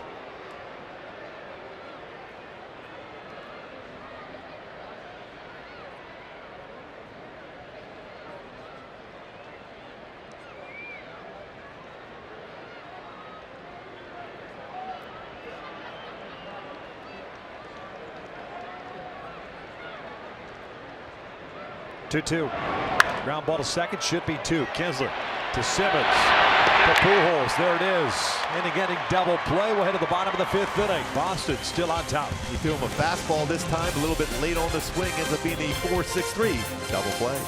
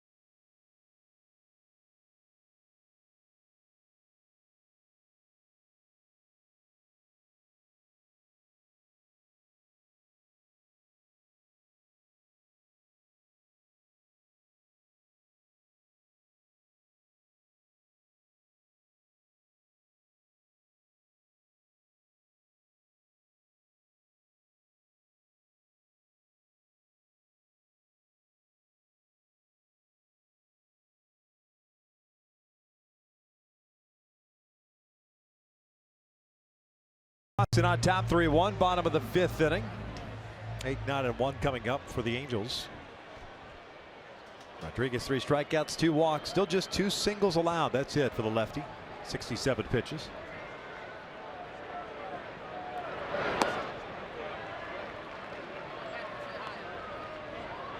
When you talk about pitching north and south, off speed down below the strike zone, he'll run his fastball above the strike zone.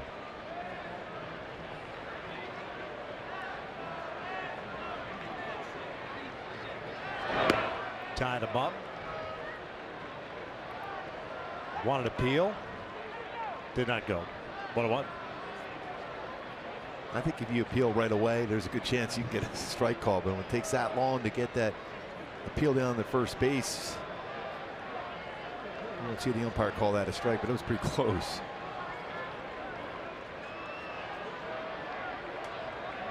Young getting to start in right field tonight. Hit a fly ball to left in his first plate appearance.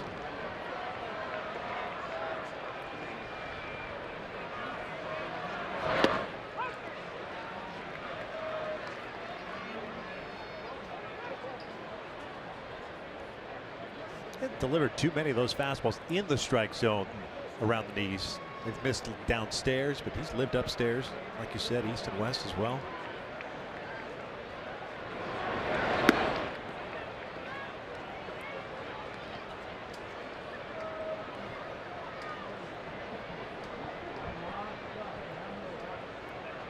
Rodriguez got to the big leagues for the first time in 2015. Won 10 games that year as a rookie. 21 starts. 3.85 ERA.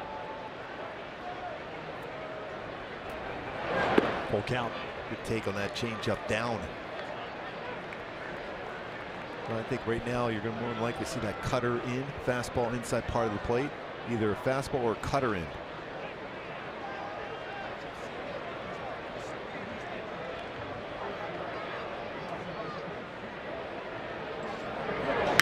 That's out toward deep left field. Chasing J.D. Martinez back. That is gone. Big fly for Chris Young. And the Halos are down 1.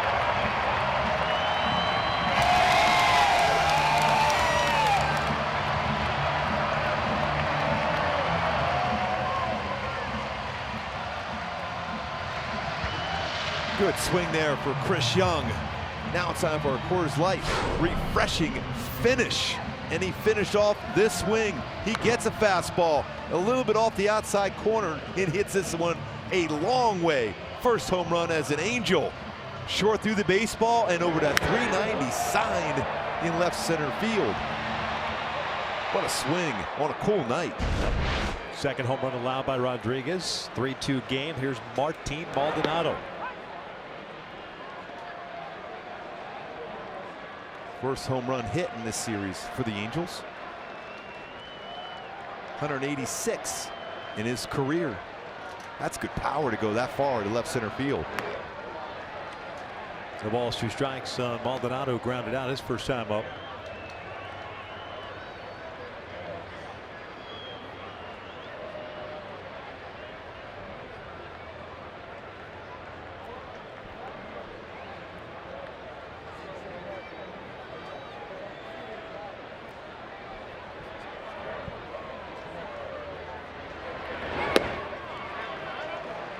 Pulled off on those last 2 pitches for Martin against Rodriguez.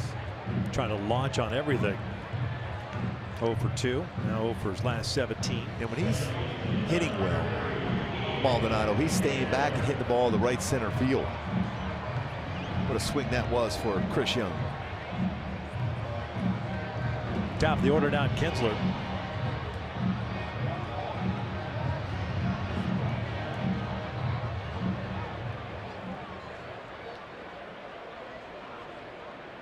Kinsler 1 for 2. Singled his last time up.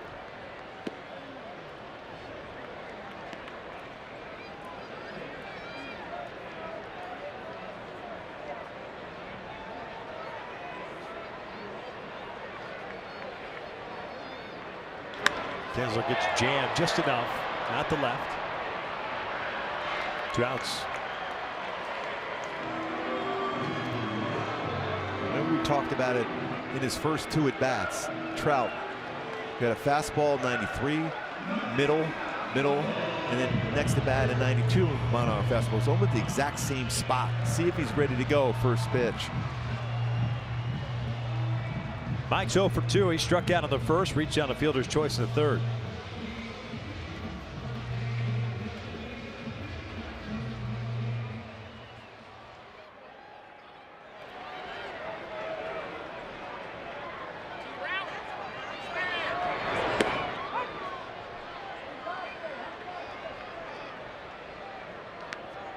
Well, they got the same pitch. You mentioned Trout doesn't swing at the first pitch a lot, but when he does, a lot of success when he puts that in play.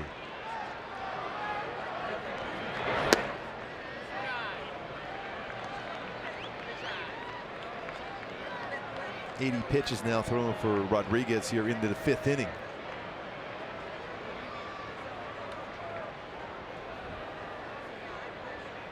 One to Trout. That's a really good pitch, not called a strike. No, that outside part of the plate, it's been called a lot. Which is interesting considering how Gibson sets up behind the plate. He's got that inside corner covered. Even really inside off the plate. You can see where his mask is at. You see we have a perfect view of that inside corner.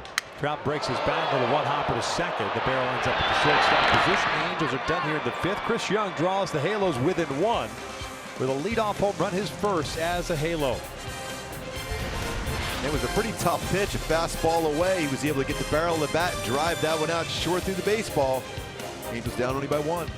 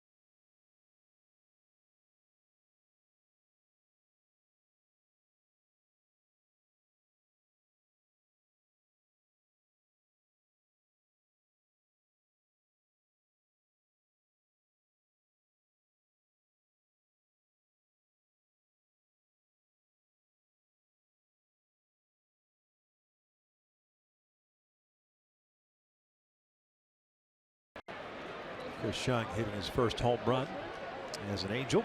Getting to start tonight out in right field. Nick Tropiano back out to start this inning. Angels have action in their bullpen. Even though Tropiano has been somewhat economical, just 72 pitches, but you've got 2, 3, 4 coming up. And Socia not messing around. Benintendi at the plate to lead things off. He's 0 for 2. Ground down and a strikeout. And again, 1 ball, no strikes. Alvarez already in 10 games so far this season.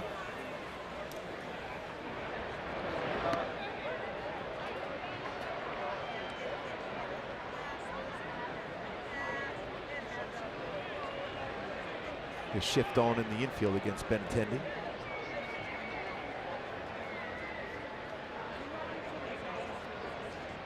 One foul back. Got away with a pitch there. That thing was right in the heart of the plate. And a splitter, it becomes a very hittable pitch. The location, he just pulled off that one just enough to get him to foul that one off. You don't want to try that one again.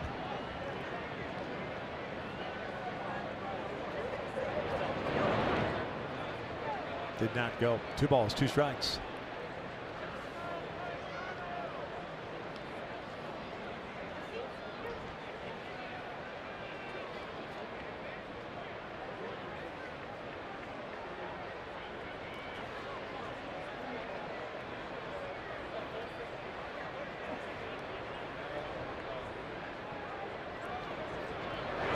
Out to deep right field. Young at the wall. We'll watch this one go. Red Sox get that run back. 4-2. Second home run allowed by Tropiano in this one.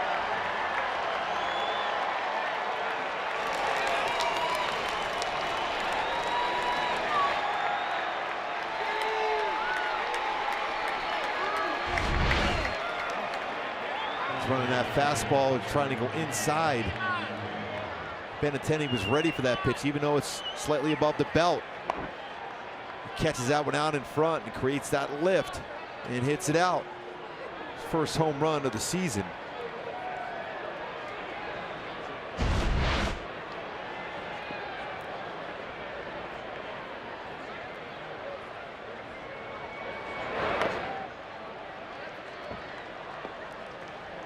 So 4-2 now, Sox. Hanley with a couple of walks tonight, behind in the count at 0-1.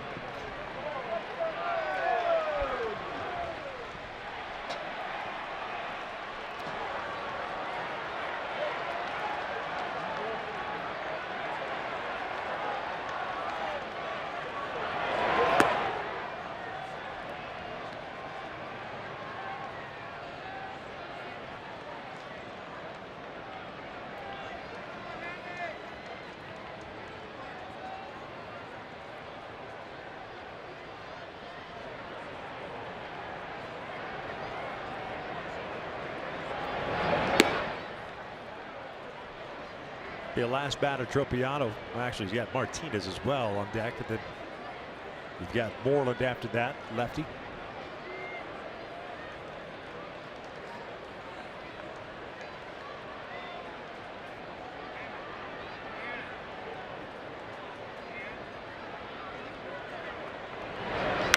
Out towards center. Trout's got to go back on. Has a beat. 1 down.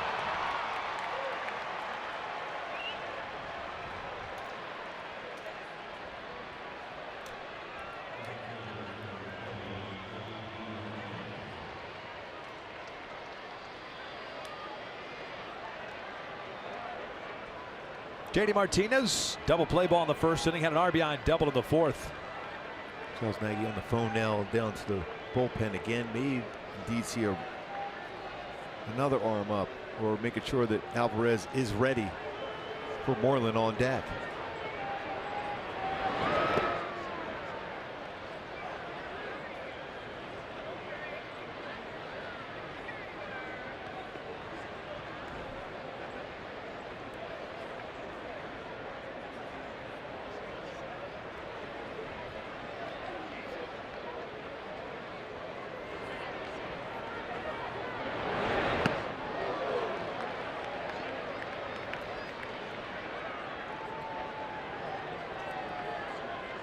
One ball, 1 strike.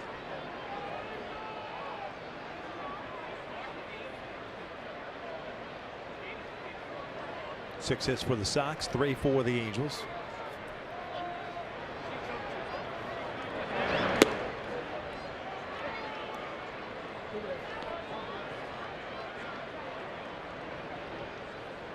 Two-one count. Alvarez ready to go in the pen. One out here in the 6th.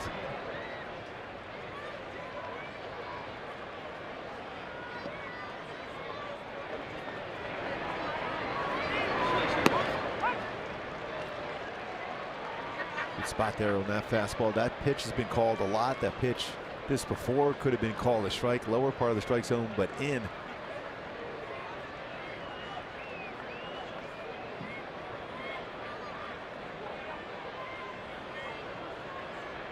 Now the 2-2. Off the plate.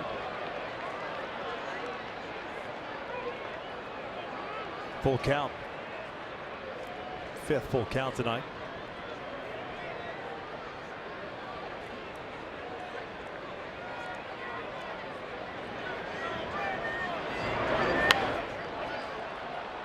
Well, you can see how he's just trying to drive that ball to right center field. That's a pretty good pitch. He allows the baseball to travel so long in the strike zone, he can make an adjustment on location of a pitch. Oh, we saw that in the 4th inning at bat where he went down and got a off-speed pitch and hooked it out to a deep left field over the head of Upton. He's going to try to go inside. And he missed location on that one. And the exact same amount of pitches he threw last game at 88. 54 of them strikes for Tropiano.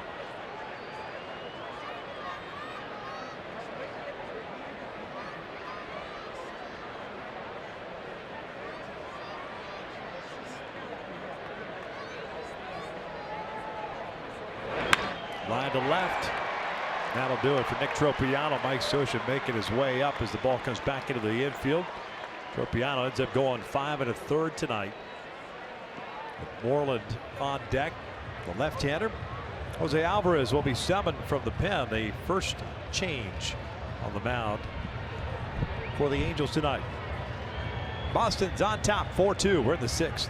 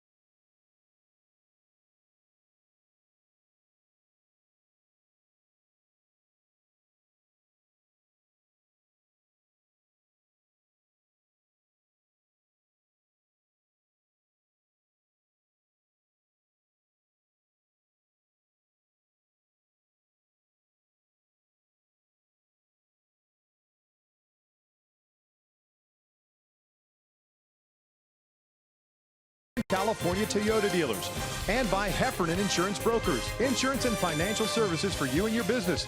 Visit hefins.com. 5 1/3 innings for Nick Tropiano. 7 hits, 2 of which were home runs. After the Angels got within 1, he coughed up a solo shot to Andrew Benintendi leading off this inning, and now it's a 4-2 game. 3 strikeouts, 2 walks. He'll depart with a man at first base. Jose Alvarez takes over. His pitch and change is brought to you by Purple Bricks.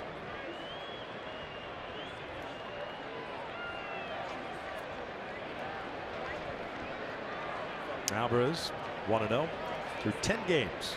9 1/3 innings, 11 strikeouts, and 3 walks.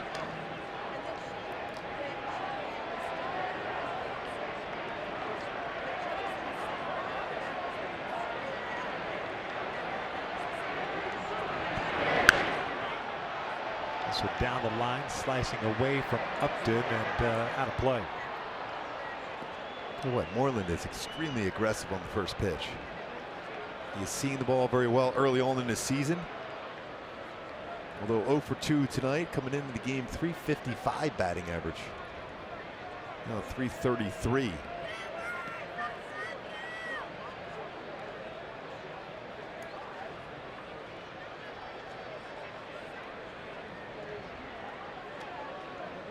Moreland with a strikeout, a ground out.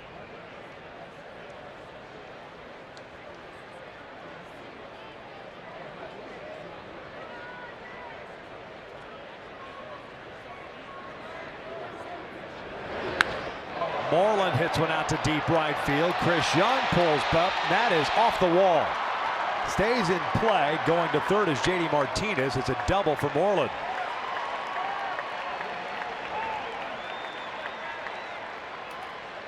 No, 4 for 9 in his career versus Alvarez.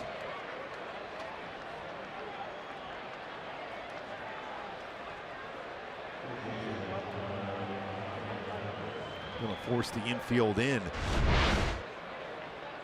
This breaking ball didn't get out over the plate.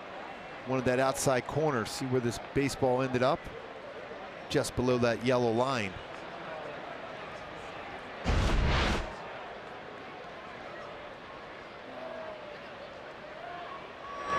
Lined and just beyond the reach of Andrelton Simmons.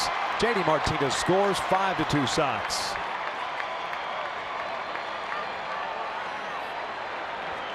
Devers with a 3-hit game and 2 runs batted in.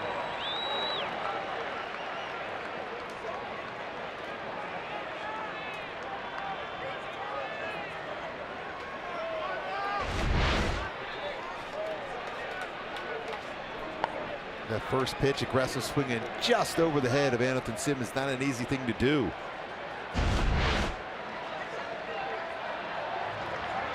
So Alvarez comes in to face 2 batters, does not retire either one. 2 hits allowed, 1 run comes in. The book closed on Tropiano. It's Jim Johnson coming on now in the 6th inning. 5-2 Boston.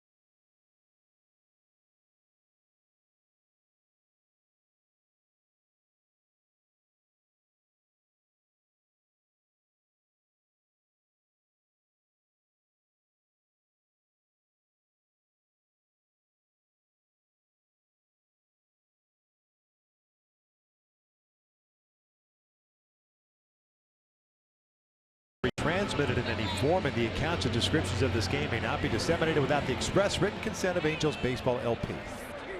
5-2 Boston. Runners at first and third, 1 out. Jim Johnson takes over on the mound for the Angels. Both of these base runners belonging to Alvarez. This will be the 10th game for Johnson. 1-0 and a 3.48 earned run average through 10 1/3 innings. It's Moreland at third, Devers at first. Eduardo Nunez, the man at the plate. Devers started to go, then slammed on the brakes. Nunez fouls it back. And Jim Johnson brought on to this team for this spot. Be able to get that ground ball double play. He's been a ground ball machine throughout his career. Hard power sinker, good curveball. Quick sign there from Maldonado, exactly what play would be put on if Devers is going. If we cut it off before it gets to second base to throw home, or let it go through to try to apply a tag if there's no contact made.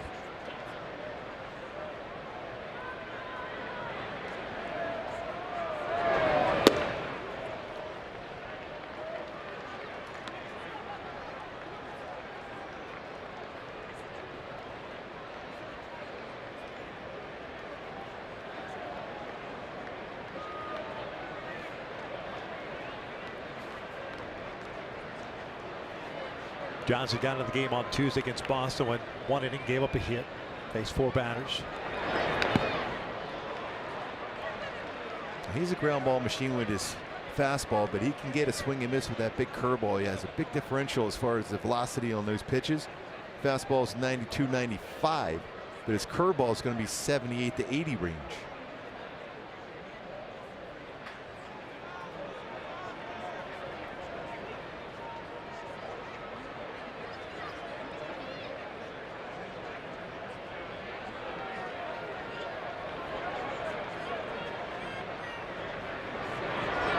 Ground ball toward the middle. Simmons goes into a dive, flips it to Kinsler for one. Relay back to first. Got him! What a double play started by Andrelton Simmons. I'm sure the Sox will have a look at it. I'll tell you what, that might be one of the best double plays turn you'll ever see at any time in any season.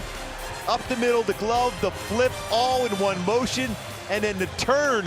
What a play! 6-4-3 double play.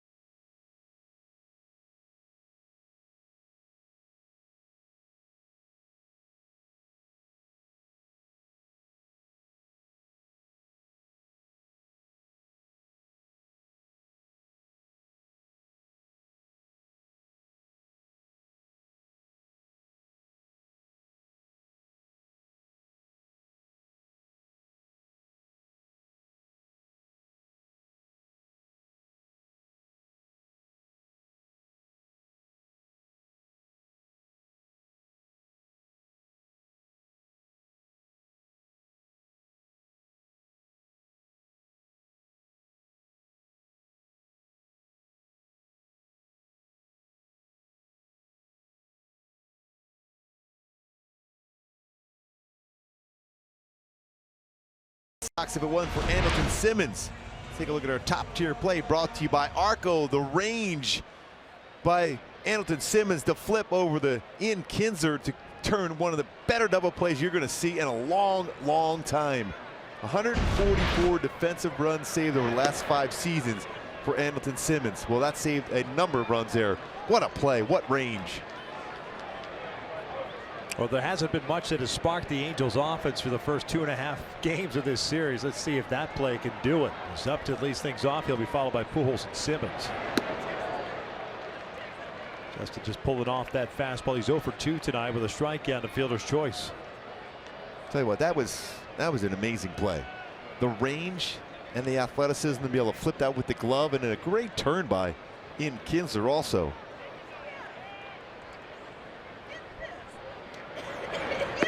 That's the hardest double play to turn as a second baseman. Basically, the ball's to your right, over your right shoulder. You've got to turn all the way around And blindly. You got to get a lot on that throw. With a runner coming at you that you don't see.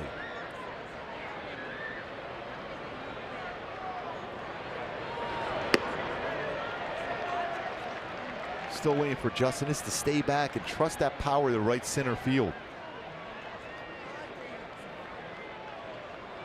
2 balls, 2 strikes.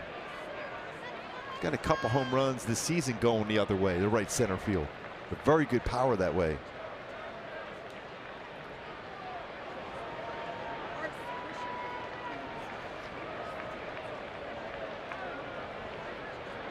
Tell you what, Boston's pitching staff, whatever their scouting reports were as far as how to pitch the Angels, and they were swinging the bat extremely well coming into the series. They've been very effective. Pitching below the strike zone and then running fastballs up, and then when you look away, cutting fastballs in. Porcello was excellent. David Price solid. The bullpen very good. And Rodriguez tonight doing the same.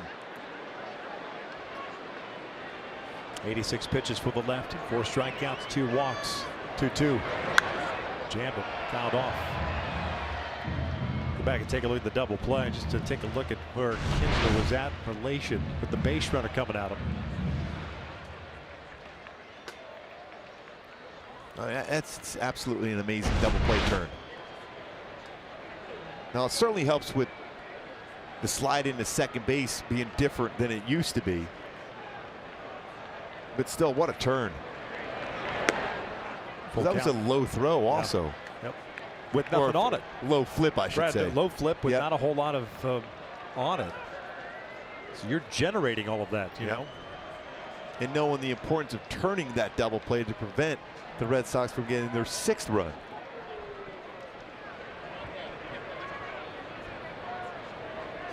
The 3-2 pitch. Lifted out to shallow right. That's 1 down.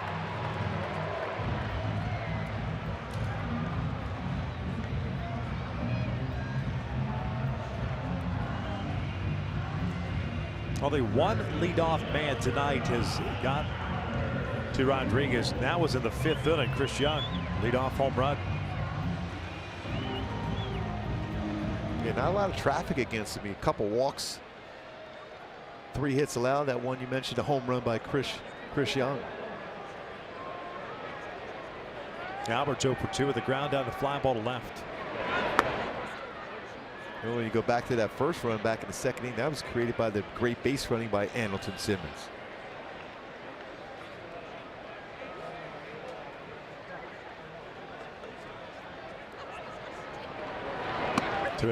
Starting to miss location here. Back-to-back batters for Rodriguez. See the bullpen getting warmed up now. Heath Hembry.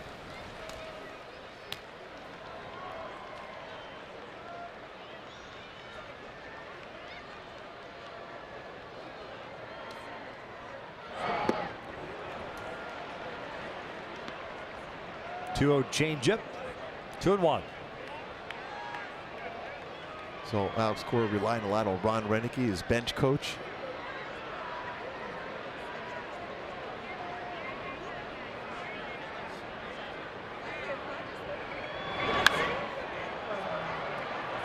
Long run out for Moreland into foul territory, and now will make the catch as he curls back toward the foul line. 2 outs.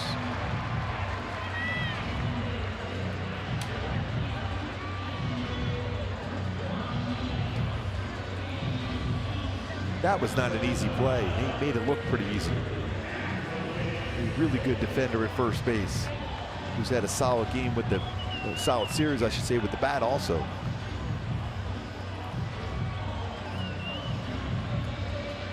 Won a Gold Glove in his career, Mitch Moreland.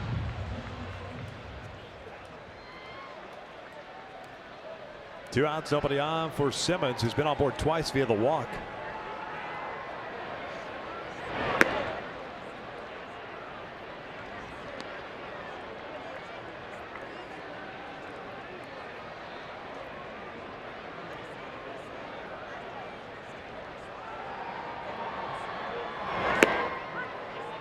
That is way outside. He'll take that as a pitcher. I know that. As a hitter, you have no chance hitting this baseball. Left-handed batter gets hit with that pitch.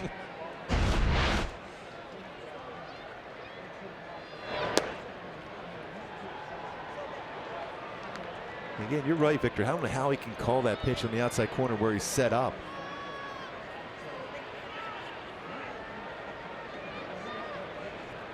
He's been consistent with it. And that's what you look for both a pitcher and a hitter.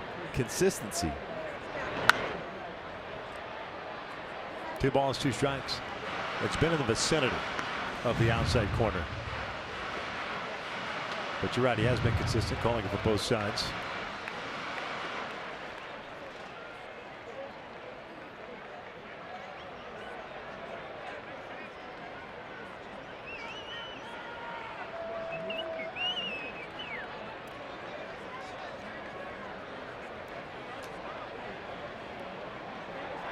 Full count.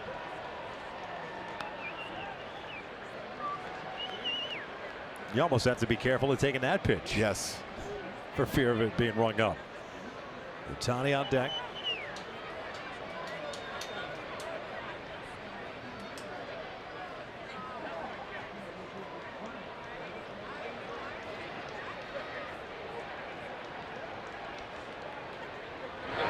And he works his third walk. How about that? All three walks issued by the lefty. Tangleton Simmons.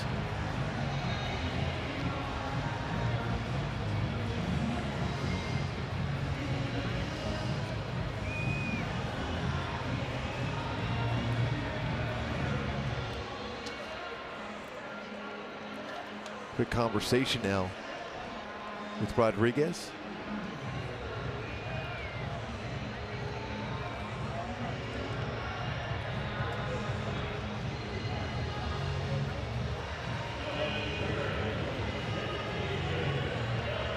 It's a fourth three-walk game for Anderson Simmons, first since 2015. Mentioned the fact that he had 47 walks last season, which was a career high. Already showing that patience this season. See if Shohei can pull the Angels within one with one swing of the bat. 0 for 2 tonight with a ground out and a strikeout. Got him on a changeup in the 4th inning.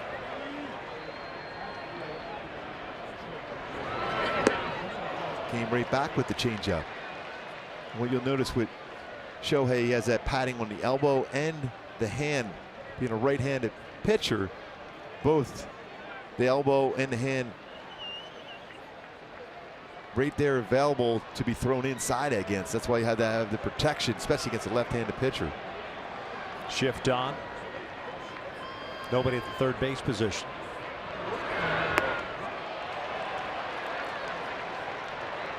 So that's 3 straight changeups Rodriguez has thrown Shohei Ohtani. He's been very good as far as adjustments made.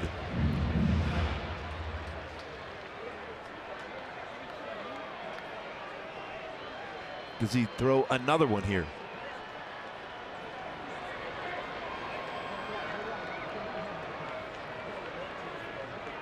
Looks like he wants to throw him a changeup.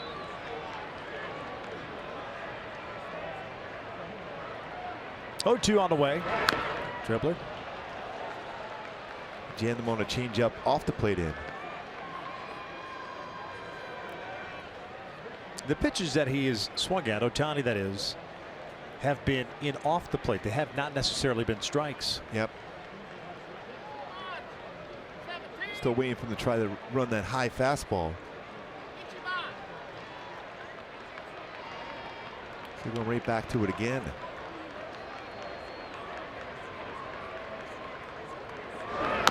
Down to reach for this one. So that's 5 straight changeups, including the changeup that got him a swing and miss as the previous at bat.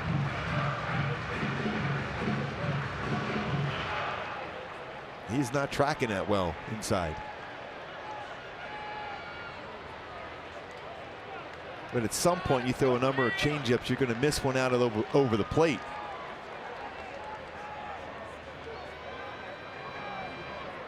Two-out walk to Simmons. He's over at first base. 5-2 Sox. Shook off a cut fastball to another changeup in. And he got him. Threw another one. And the Angels are done here in the 6th. We're off to the 7th with Boston on top.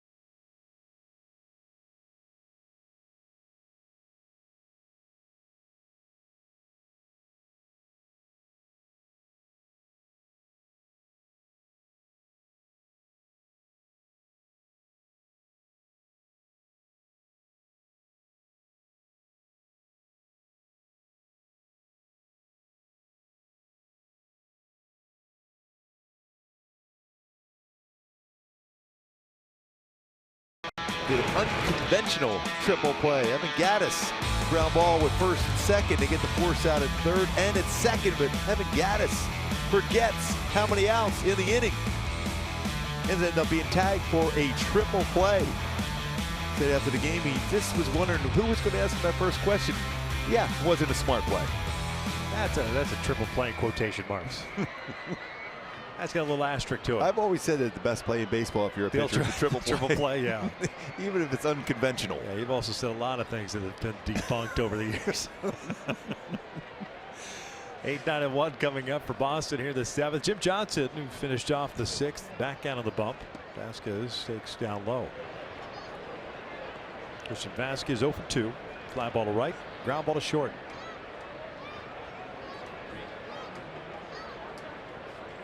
All 5 runs charged to Nick Tropiano tonight. 7 hits, 2 home runs, 3 strikeouts, 2 walks. Ended up going 5 1/3. Alvarez faced 2 batters.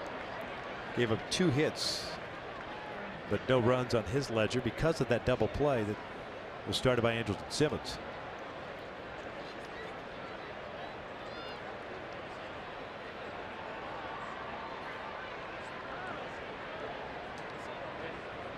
I mean, the range on that play alone by Andrelton Simmons to catch that and flip it with the glove all in one motion, and a turn by Kinsler. Wow.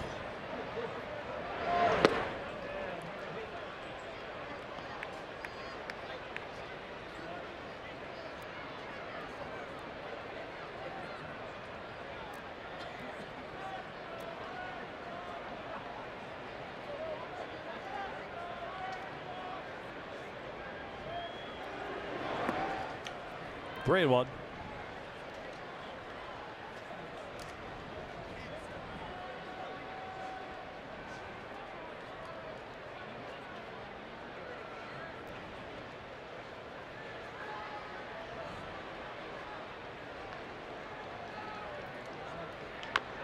Chopper left side. Cozart coming in. Gonna have to hurry. Barehands it and got him at first base.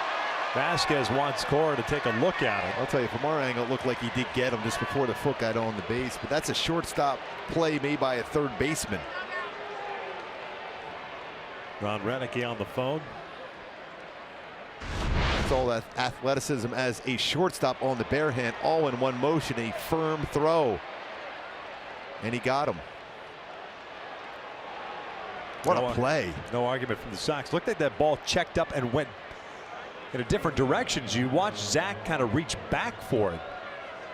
And we've seen 2 extremely close plays at first base tonight, but both calls were right. What a play by Cozart. There's Brock Holt.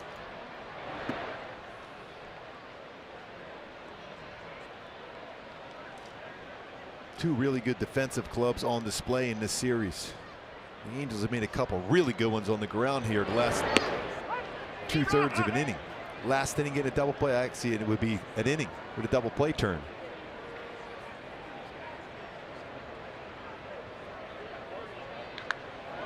Holt rips one into right field toward the corner. He can run a little bit. On his way to second, he is going to stop there with a 1-out double.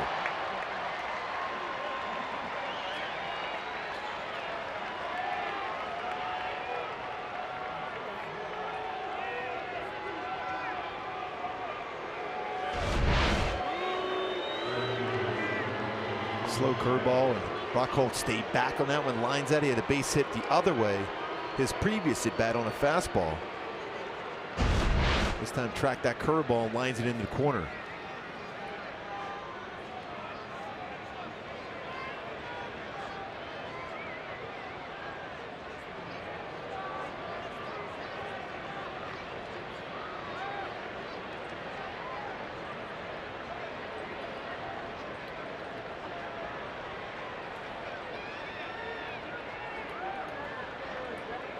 Holt with a 2-hit game.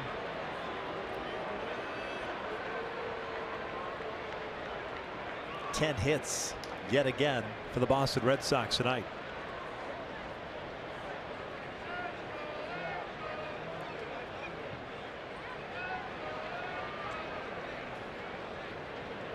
Mookie Betts a home run, a strikeout, a double play ball.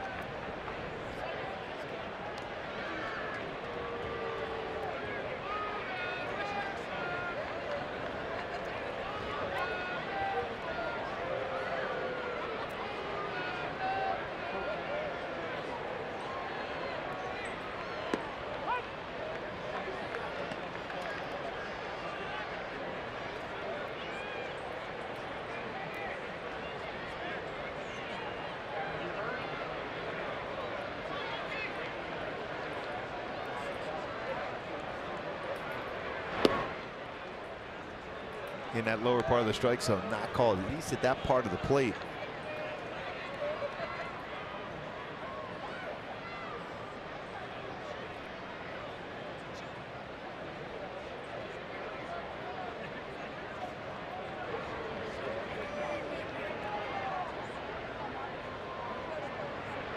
One.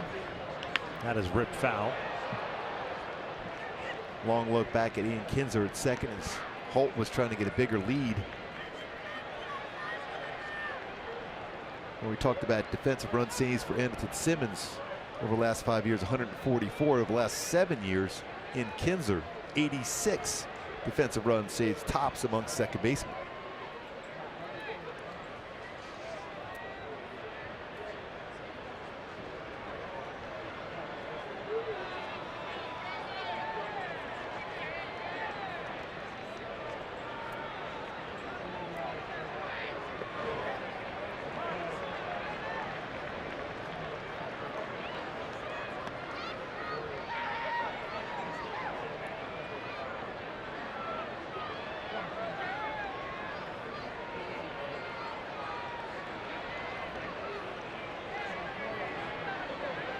Two balls, two strikes, one out, man in scoring position.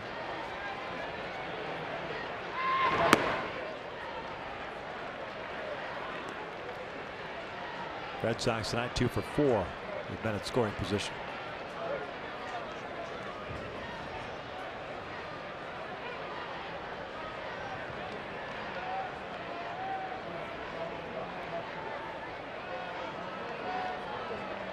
Benintendi, who homered in the 6th inning, on deck.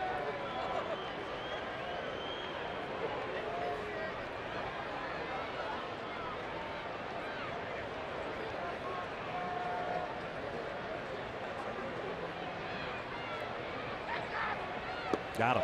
Fastball challenged him. Great location in that fastball. After a slow curveball to pitch before, paints the outside corner with a firm low fastball.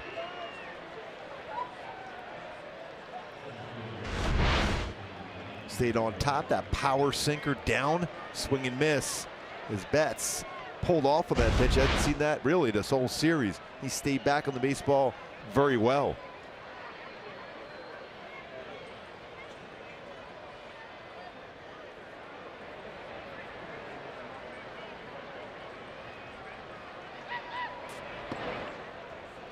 Benintendi 1 for 3, homered for the first time this year in the 6th inning. There's leading off the 6th against Nick Tropiano on the heels of the Young home run that had drawn the Angels within 1.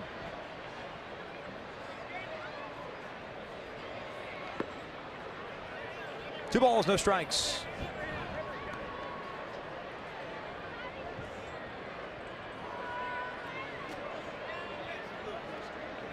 Simmons up the middle, trying to keep Holt close as possible.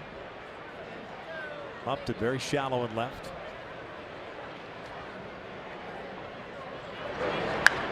Out toward Upton, slicing away toward the foul line.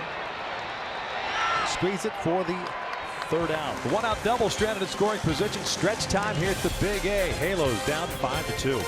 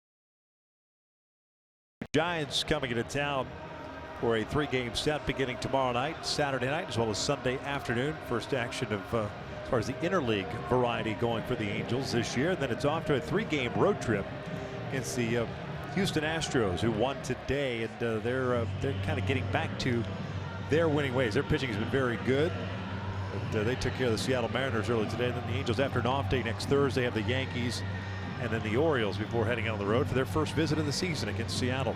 Big crowds expected this weekend against the Giants. Heath Hembree takes over on the mound for the Red Sox. This will be his 8th appearance. 2-0 with a 4.50 ERA. He's worked 10 innings this year, 9 hits, 12 strikeouts, just 1 walk. Fastball's 92-98. He'll throw a curveball, slider, and a changeup.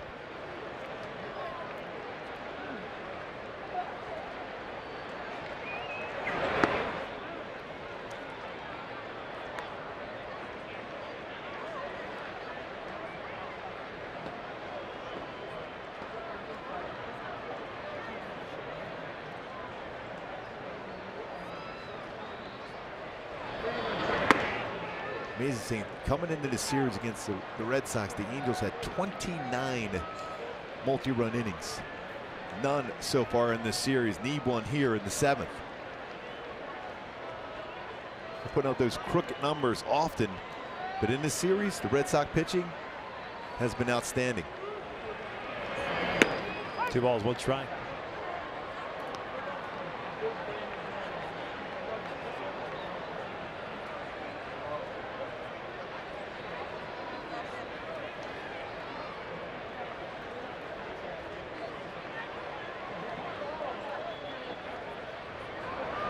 The ball bounced toward third, backhanded by Devers. Low throw, and it gets away from Moreland. Looks like it'll be the 4th error of the season for Devers over at third. Tried to bounce that throw across the diamond, and because of the way that bounce, it was running right towards Kozar, going at Moreland at first base. Very difficult play as a first baseman, especially a left-handed first baseman trying to reach over there, especially with the runner going down the line. Very difficult to concentrate, look for that baseball into your glove. Cole Calhoun pinch hitting here for Chris Young. Young finishes tonight going 1 for 2 with a home run.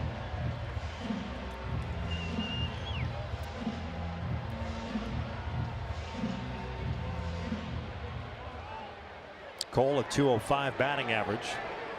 First pinch hitting opportunity. He's got 1 home run, 9 runs batted in.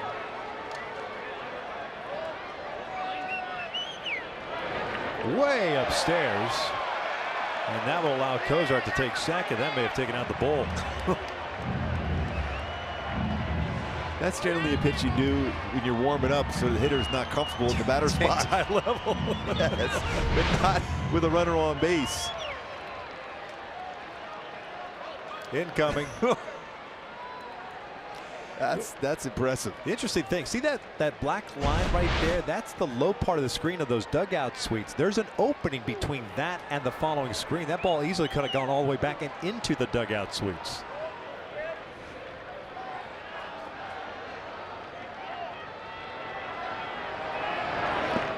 Check swing. Oh, Jordan Baker says he went around. It's 1 ball, 1 strike.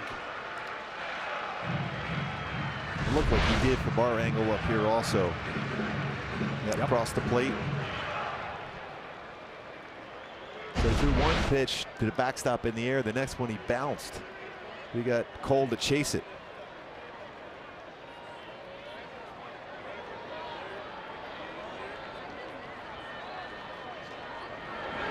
Cole bounces this one into the shift. Nunez out in shallow right. Retires Cole for the first down. Kozar advances. Another pinch hitter. 1 out. Luis Valbuena will be coming up.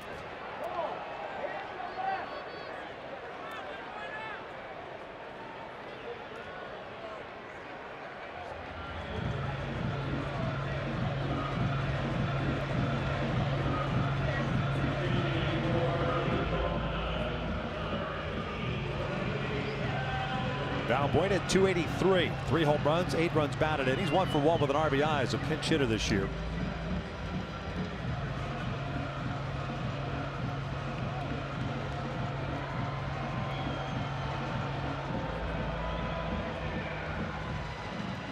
Well, against left-handed batters, though, for Embry, just 50% of the time he'll throw a fastball. There's a lot of ball speed. He'll throw that curveball and slider first pitch to a lefty. Shift on again.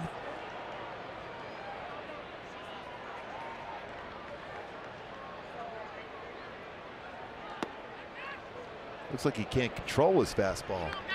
It's got some life to it and some movement. I would imagine he's going to do the same thing he did to Cole Calhoun. 1-0 breaking ball.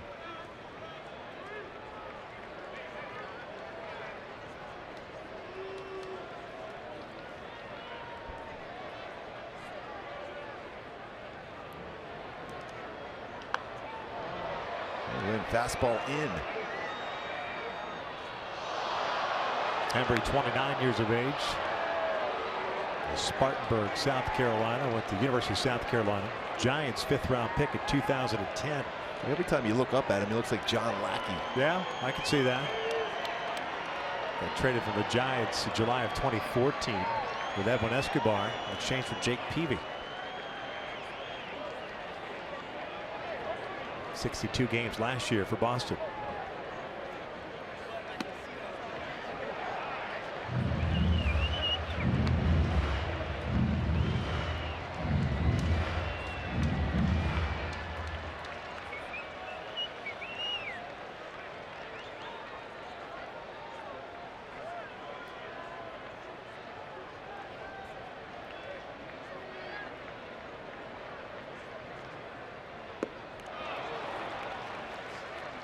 It's a very important run to bring home. Now you got to shorten up your swing now. If you're Valbuena, you took a shot at it. You were ahead of the count 2-1.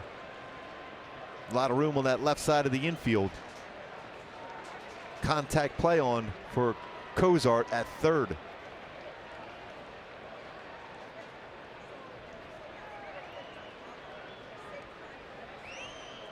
Called strike 3. Valbuena takes a pitch on the outside part of the plate. 2 outs.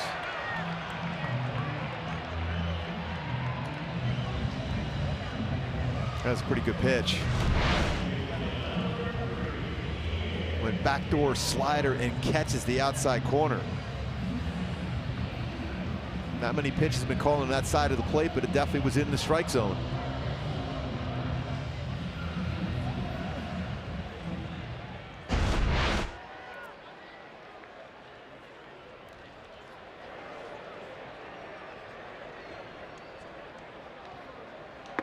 One ball, no strikes on Ian, who's 1 for 3, singled in the 3rd inning.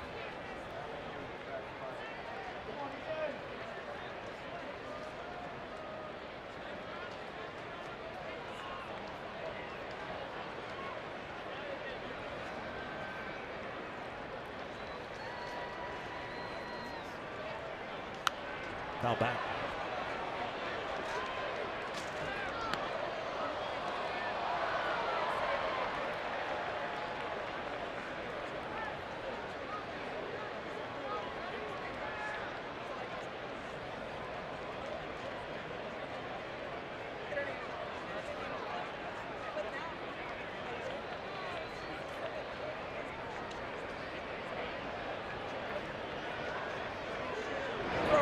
Good one. Victor, is this what we talk about effectively wild? Yeah. I mean, high fastball's nowhere near the strike zone. Then he can paint a backdoor slider. Really uncomfortable as a hitter, where you track a baseball because nothing's really been in the strike zone except for his breaking ball. Now back, heads up, Gooby. That thing right there is deadly, man. That thing right there is deadly. Yes. Fortunate enough, unable to make the play on that one, but we're safe. Right up here in this metal right up here is never good. Yeah. Yeah. They got the front one, right, or the back one? Back one up there, you can see the little mark on it. Oh, yeah. I know you had it covered. I was ready. Yes. Until I saw it hit that bar. That's down the left field line. J.D. Martinez is not going to get there. Foul is the call by Jordan Baker. Tell you what, they're running down there to look at that. That was pretty close. Yeah. Jordan Baker had a great view of it. towards the end of the bat. Looked like a just hook foul. Yep, good call. Yeah.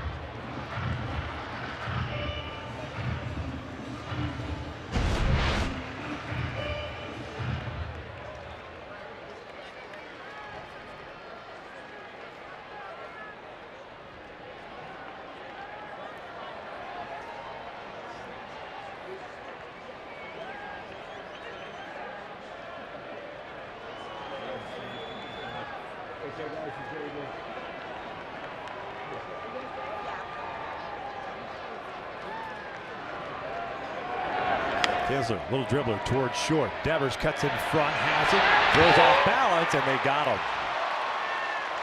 Well, the Angels get a leadoff man on board, get nothing out of it.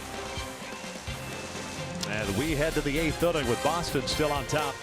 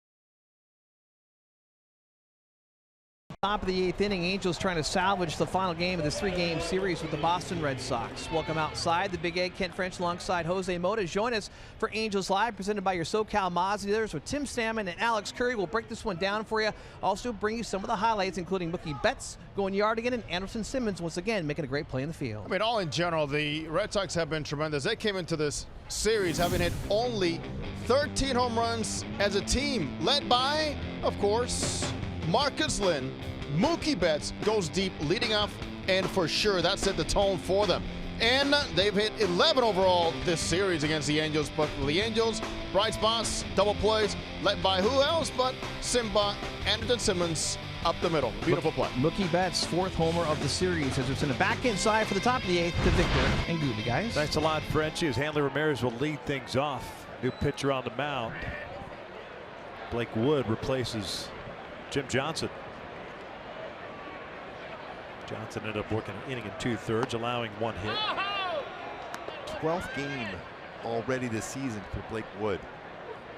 It was the 10th game for Jim Johnson and the 11th for Jose Alvarez in this game so far. A lot of appearances early on for this bullpen.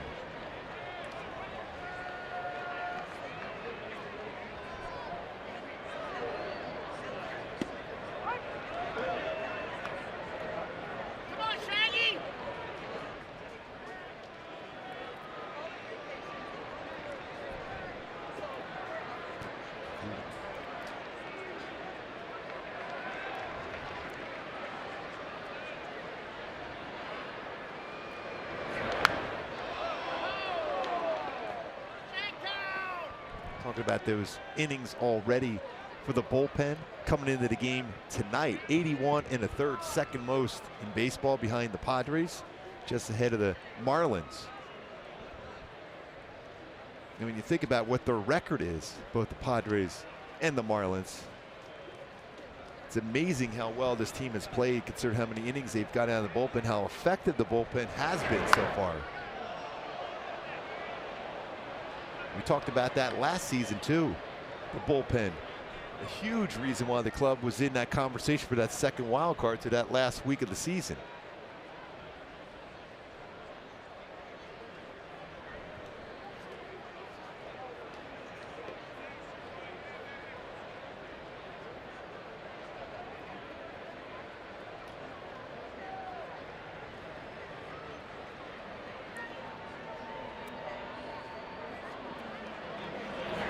Ground ball to the right side, base hit. Third time tonight, Hanley's been on board with 2 walks and now a single.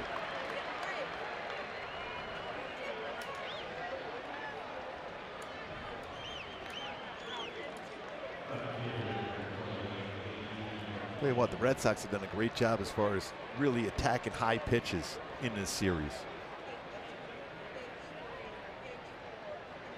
A lot of success hitting high pitches.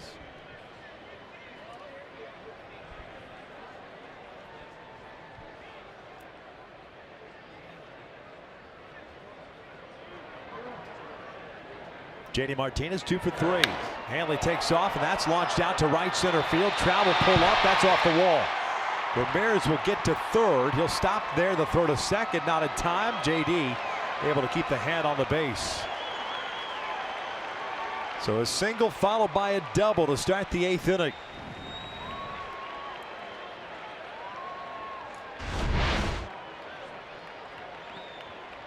Jumped on a fastball, was lower part of the strike zone. You can see that approach to try to drive the ball the other way, and that ball was hit hard to right center field. Played well off the wall by Trout, got it in quickly. And real close just to see if his hand went off the base. Hanley going on again on movement. Had to make sure that baseball was down as Trout was trying to get back to the wall.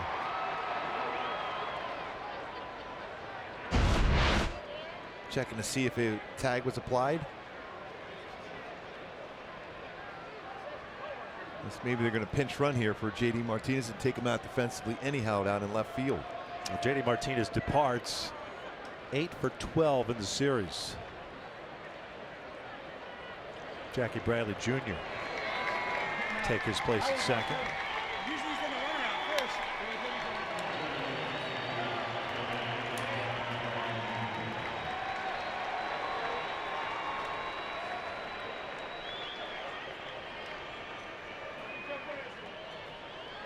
There was talk about indecision for JD Martinez going to Boston with Fenway Park, the way you have to really crush the ball to right center field with his swing. But I'll tell you what, his swing is perfect as far as letting the baseball travel.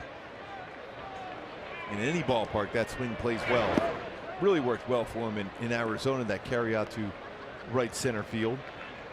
Same thing in Detroit.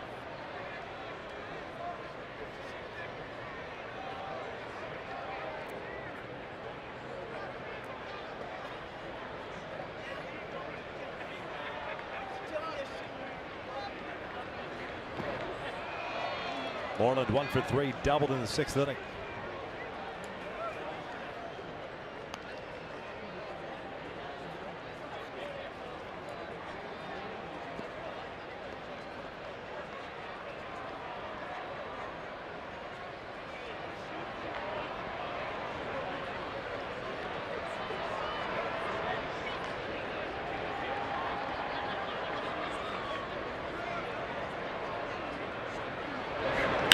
This out toward left. Hanley's back to tag up and will make the catch.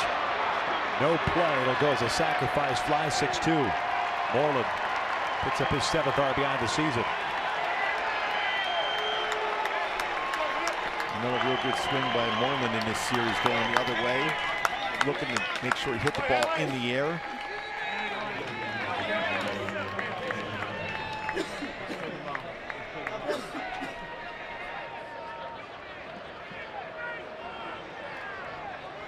Intentional walk to Devers, 3 for 3 tonight.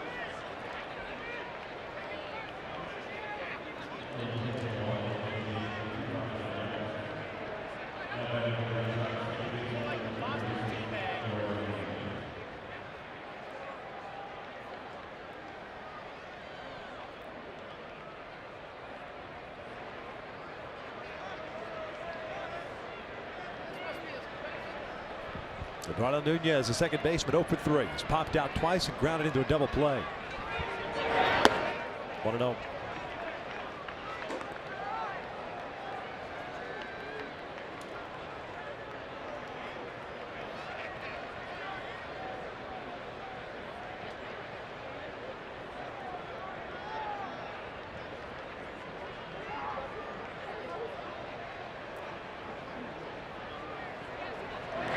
Ground ball back up the middle. Simmons is there. Nobody's covering and out at second.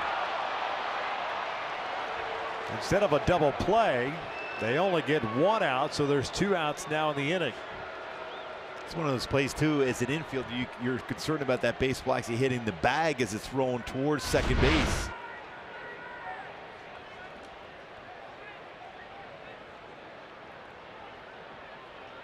Talk about that footwork. A lot of years playing soccer. Able to get that foot in there to get the force out. Redirect and then go the other way, and just barely got the foot in. Another really good play by Anderson Simmons.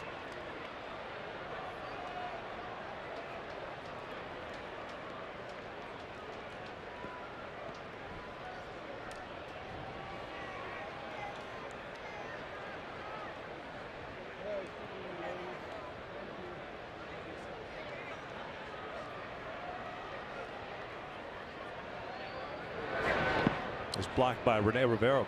Vasquez is 0 for 3.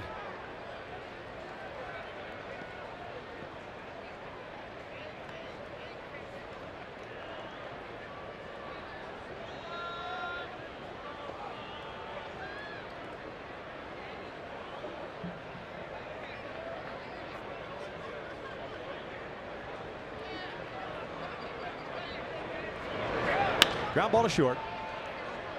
Simmons will flip it to Kinsler, and that'll do it. Boston adds a run here in the 8th inning. Halos now down 4 as we head to the bottom of the 8th inning.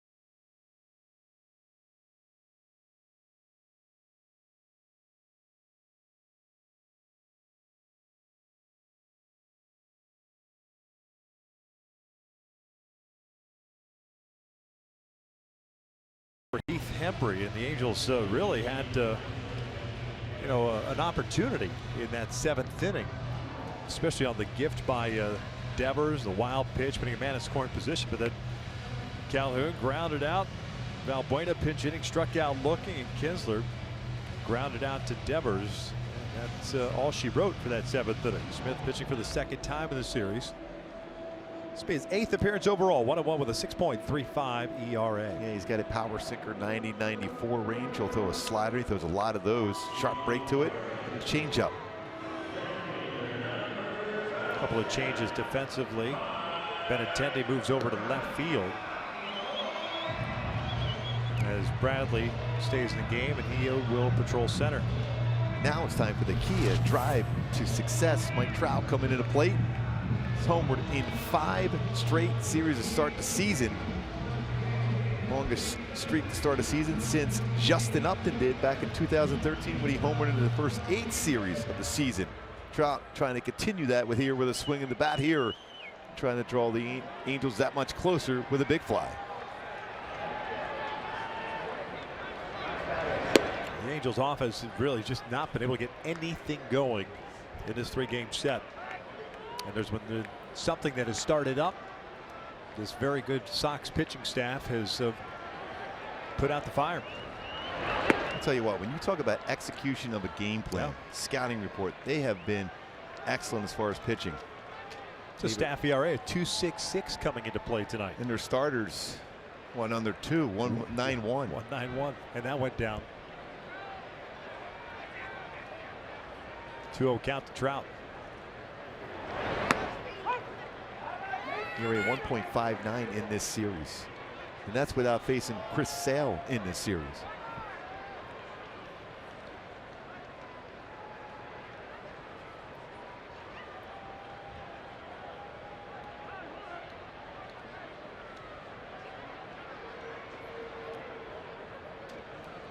There's Chris Sale next to Rick Porcello, who threw the ball very, very well himself last night. Slicing out of play. 2 balls, 2 strikes. And it's one thing to talk about the Angels pitching and the struggles that they have had in this series, and it's been something all season. We talked about the starters not working deep, therefore bullpen arms are getting a lot of use. But this was an offense for the Angels that had been swinging the bat up and down the line very well, and that tells you how good the staff has pitched the Angels. Full count. Yeah, we talked about 29 multi-run innings so far this season. None in this series. Well, Scorers Club has pitched very well, and they have swung the bats exceptionally well in this series. Upton on deck.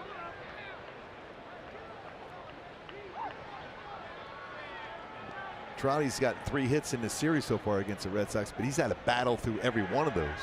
0 for 3 tonight. 3-2, skied out to center. Just got underneath this one. Bradley comes in on it. 1 down.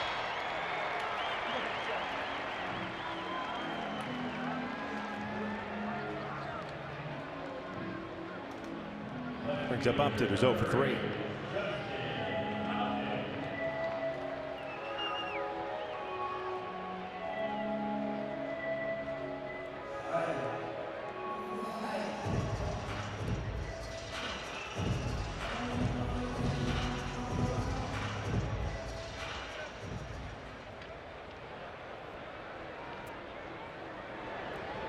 Three hits tonight. That's it for the Angels. Upton looks at a strike. 6 runs, 12 hits, 1 error, 5 left on for the Sox. 2 runs, 3 hits, 5 left on for the Angels. I see a lot of frustrated looks for hitters tonight. Let's talk. That's basically coming down to execution of the game plan for the Red Sox pitching staff.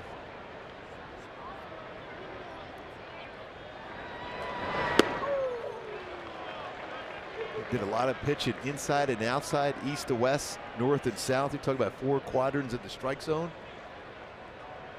They've hit them all in this series. But still, as well as the Red Sox have swung the bat, still only down by 4 here. You just need to get some base runners and put some pressure on this bullpen for the Red Sox. Called strike 3. Down goes Upton. 2 outs.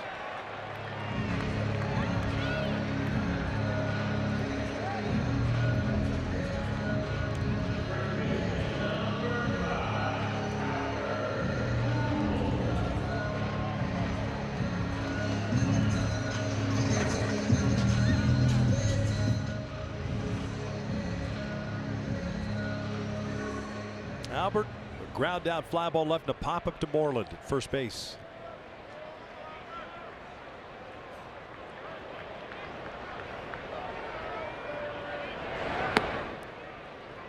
Well, you mentioned it last night, Victor, that the Angels have played very well of late against the Red Sox. A very good record, especially here at home.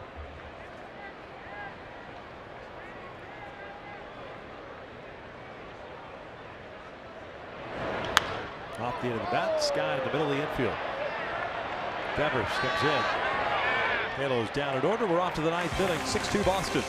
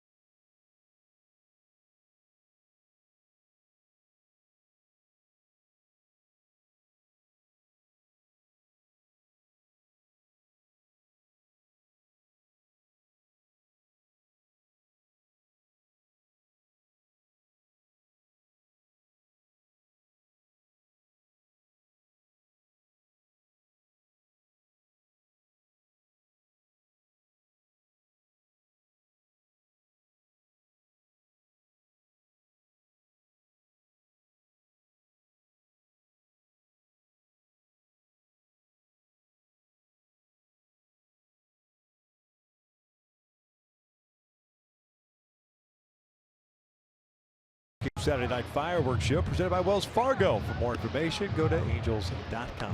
It's the last game remaining on the short schedule throughout Major League Baseball tonight.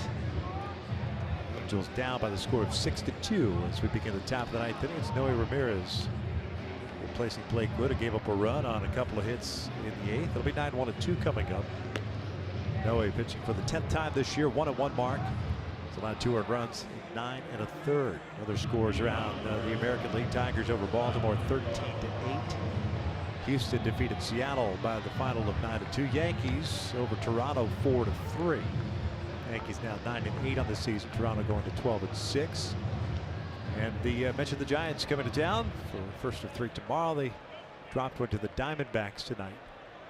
3-1 the final. What a big surprise this season has been the Toronto Blue Jays so far. It was a tough win to New York in New York today. Toronto 12-6 now with that loss tonight. Halos will go into this score holds weekend series with a half-game lead in the American League West.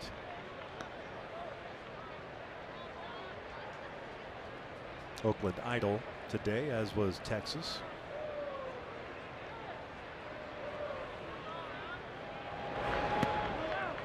Frisbee slider misses outside. 2 balls, 1 strike on Brock Holt. Couple of hits tonight, single and a double. 2 for 3 overall.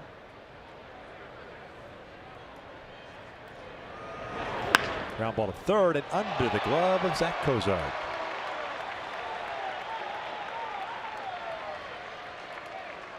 Two baseballs he's hit hard that way tonight.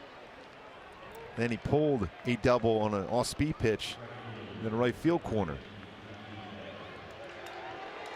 Not easy to get anything by. Cozart, who made an outstanding play back in the 7th inning on a slow roller.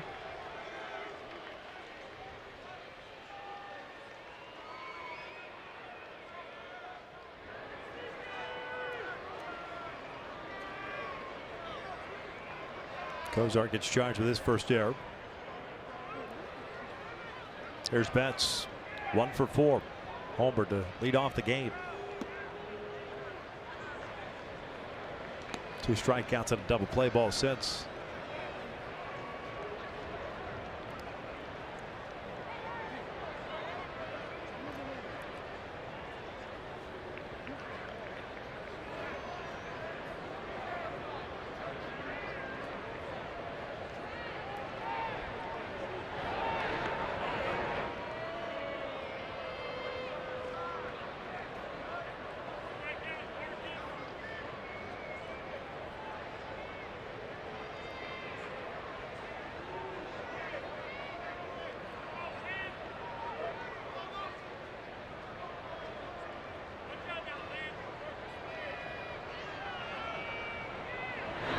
That is pulled down the left field line, and that is a fair ball. Goes into the seats. Automatic double.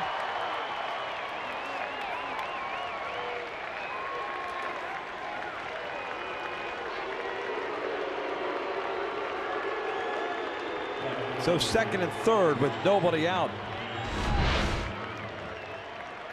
Well, Frisbee slider stayed back on that one well and hooked it down in the corner for a ground rule double. His 8th double of the season.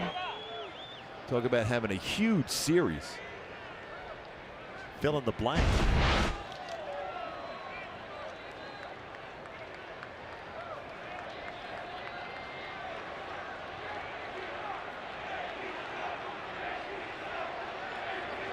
Infield in.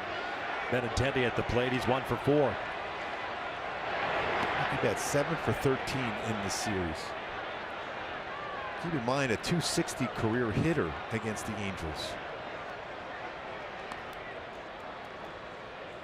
He pitched him pretty well, but in this series, he's been on fire, crushing the baseball. Slugging percentage, on base percentage in this series.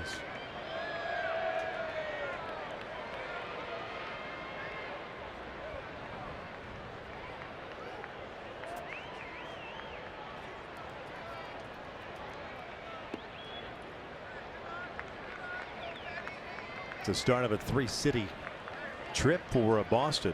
They go up to Oakland to play the A's tomorrow night. And they go play the Toronto Blue Jays beginning on Tuesday.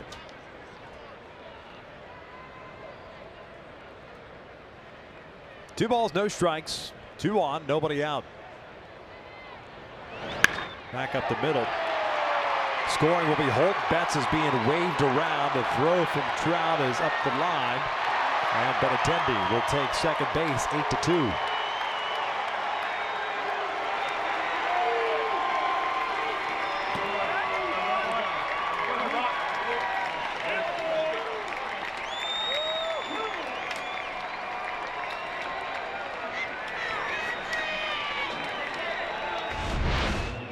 Stayed back on this one, well, right back up the middle just by Noe Ramirez.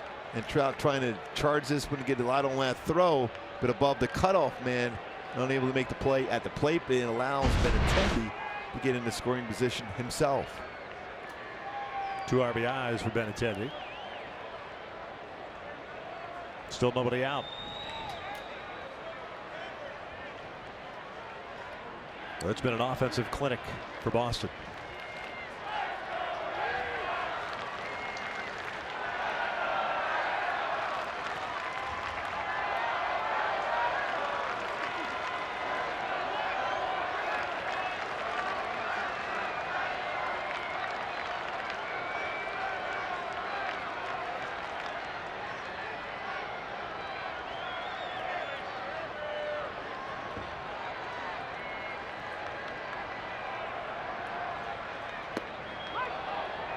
Hanley with 2 walks and a single. He's 1 for 2 overall.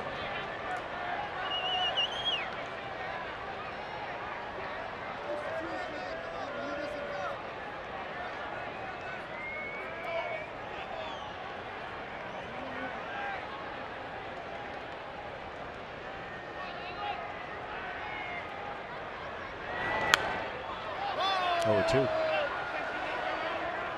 That'll be Andrew Heaney on the mound tomorrow night against the San Francisco Giants. Jeff Samardzija will oppose him. A lot of new faces on that Giant team. Garrett Richards, Derek Holland on Saturday night. And Johnny Cueto against to be announced on Sunday. Either Jaime Barria, Parker Bridwell. I'd love to see Barria back up here. Yeah, he threw the ball very well. Nothing against Parker. But Bridwell has had issues since spring training. And, Jaime really is the guy that you're going to kind of lean on going forward from a prospect standpoint. Going to give him that opportunity. He's going to have to face a tough pitcher that day. Johnny Cueto's thrown the ball exceptionally well for the Giants so far this season. ERA 0.45.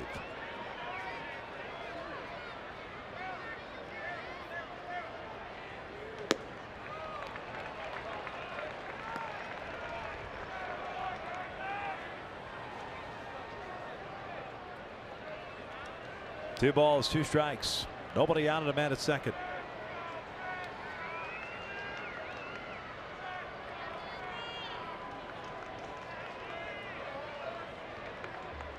Luke Bard, who pitched the opener of this series, struggled getting ready.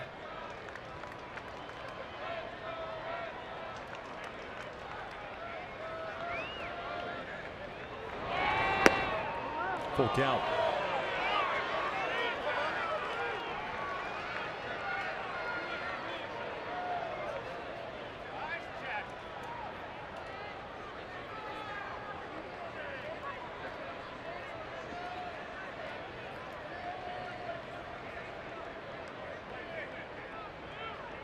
Jackie Bradley Jr. on deck.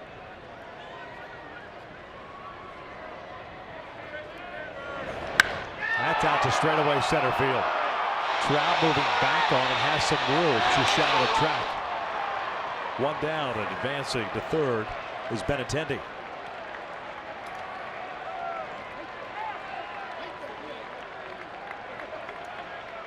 Gooby, even the outs have been loud. They've had some real good approaches to out. They've put themselves in a lot of good hitters counts this entire series. You mentioned how many 2-0 counts in the first 2 games. And when you're seeing the ball well and you put yourself in position to look and center in for 1 pitch in the zone, you're going to be effective. Jackie Bradley Jr., his birthday today. Joe Mowers and Frank Viola, Sweet Music, turning 58 today, along with Jackie Bradley Jr. turning 28. Bradley came in as a pinch runner in the 8th inning for J.D. Martinez. This will be his first plate appearance. 228 on the year with a home run, 3 runs batted in. Infield in. He'll look at the strike.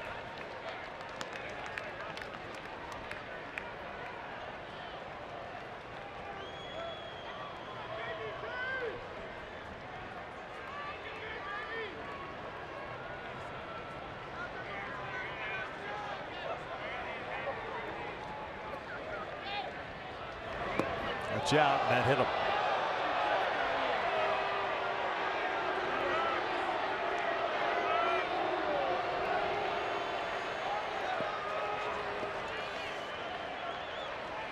First and third. Moreland coming up. Overthrown, break a ball. There's nothing you can do as a hitter. Gets the rain on that foot, that back foot. The ideal way to celebrate your birthday with that break a ball down and in off your foot.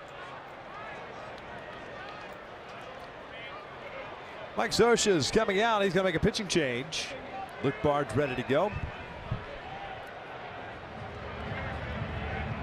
Boston on top, 8-2.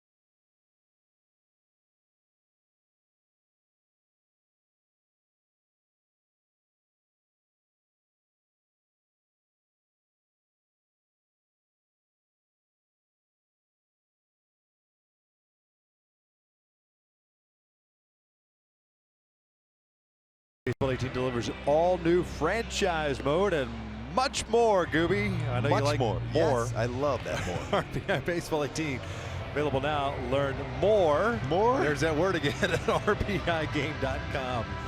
It's rated E for everyone. Is that me? Does that include me there on that one? Oh, man. Luke Bard, 7th game. Last one wasn't pretty. It was a good 5 runs as he takes over here. And he'll do so to face Mitch Moreland with runners at first and third. 1 out. We're in the 9th. 8-2 Sox. That's Benintendi at third base. Bradley over at first. Halos have scored 3 runs in this 3-game series.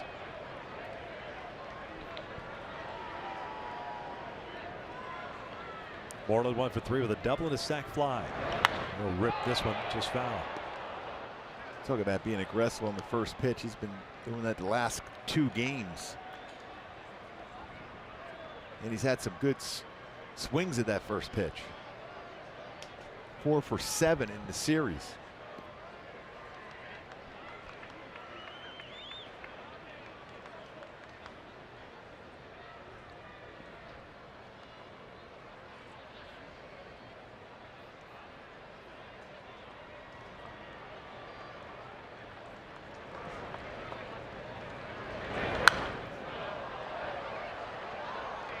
No balls, 2 strikes.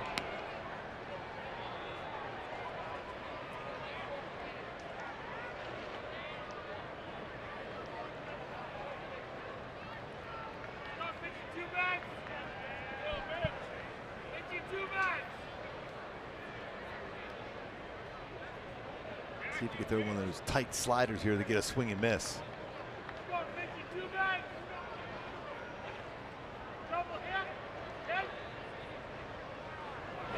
Got him upstairs. 2 down.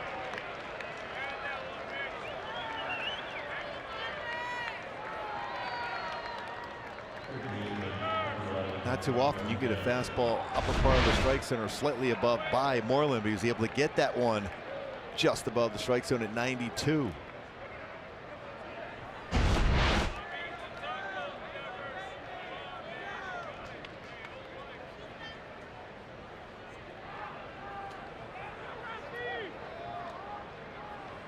So Devers will bat 3 for 3 and a walk.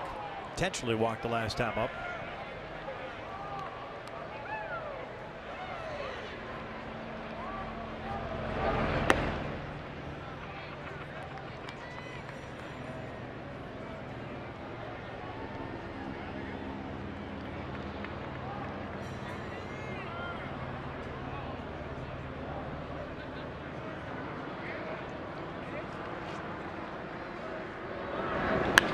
Toward left, not very deep. Simmons going out, Upton calling for it. We'll head to the bottom of the 9th inning. Angels down 6. It's 8-2 Boston.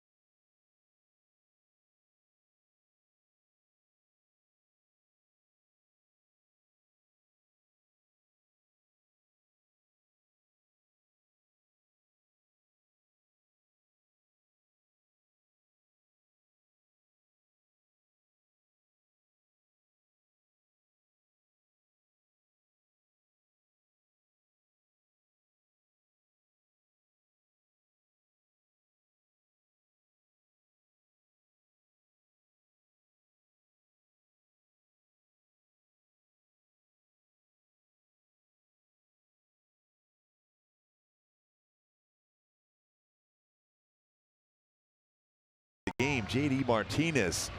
What an outstanding game for him tonight again. 3 hits, 3 for 4, couple doubles, and RBIs. 8 for 12 in the series for J.D. Martinez, the big signing by the Red Sox during the offseason. Last year finished up with the Arizona Diamondbacks. Has carried that success into this season so far for the Red Sox. Joe Kelly on the mound for the Sox. This will be his 8th appearance. No record of .540 ERA.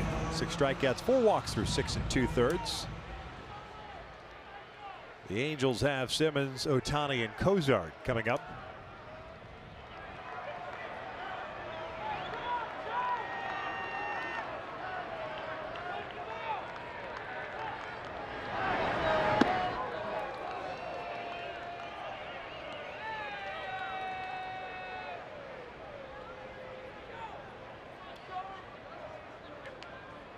Andrelton's on board 3 times tonight with 3 walks. That matches a career high.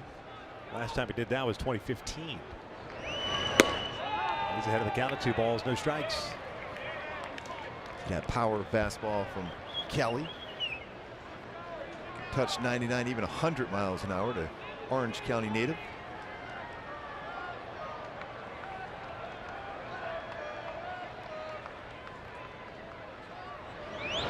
Was involved in that brawl with the Yankees earlier this season. Yep.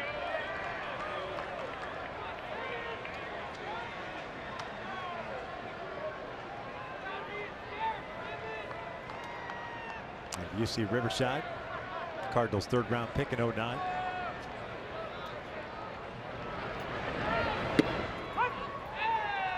Our good buddy Troy Percival, head coach.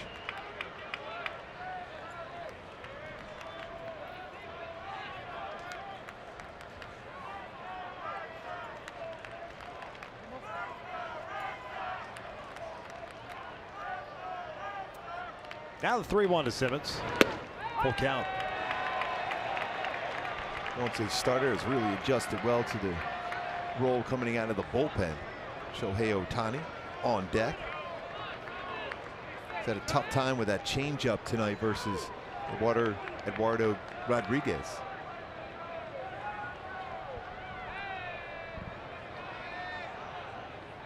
Here comes the 3-2. Andrelton bouncing this one to Devers. Has no play. Infield base hit. So that'll lead off this 9th inning. Go back to that brawl you were talking about, Gil, with the Yankees.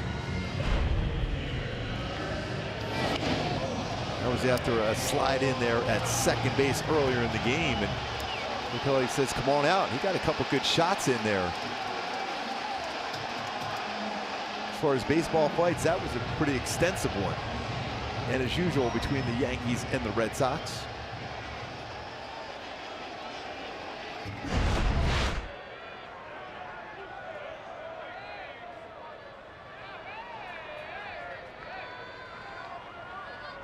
Shohei 0 for 3.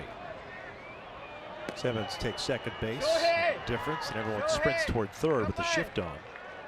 Especially knowing what Andrelton will do. He'll go right over to third base. Early in the game, was able to get over to third base and eventually scored a run. So a perfect night as far as Andrelton Simmons. 3 walks and an infield hit.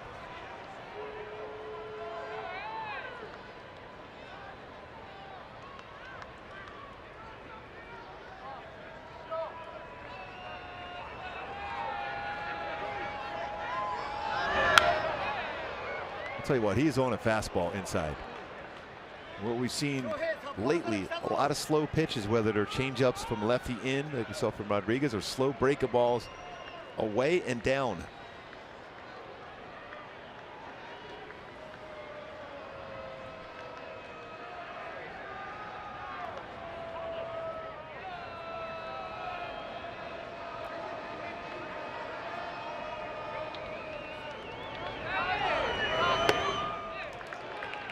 Back inside with another fastball.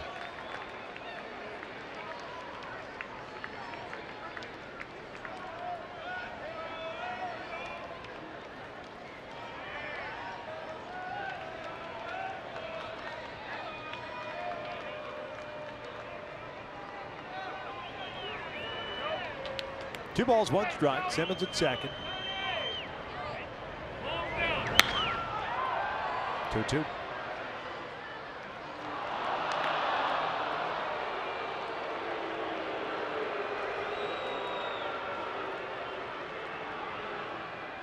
I would imagine he might try a breaking ball right here now on a 2-2 count. A quick conversation. Vasquez and Kelly.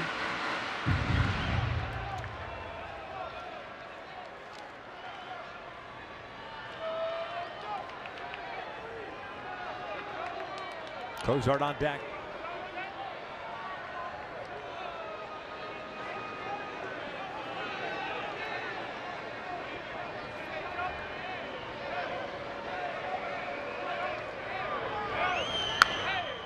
Challenge with another fastball. 98-mile-an-hour fastball to boot.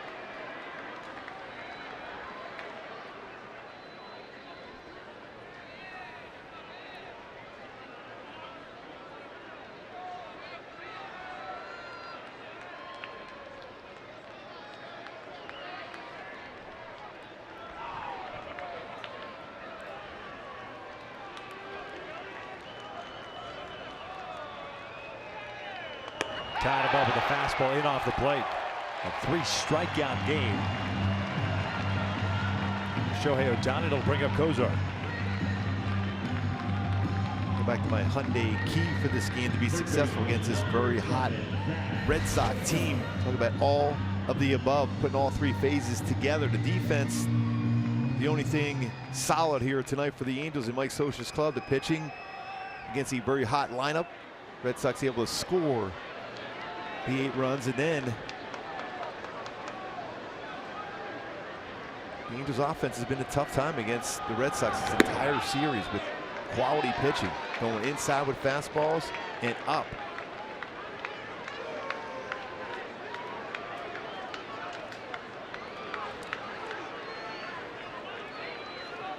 Cozart 1 for 3. RBI single in the second.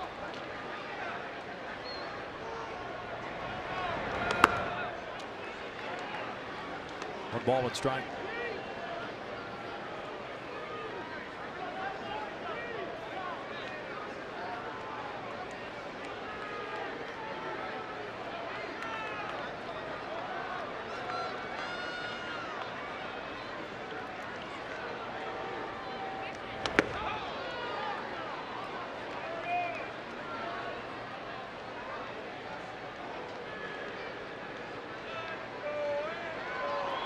Halos have been outscored 17-3 in this 3-game series.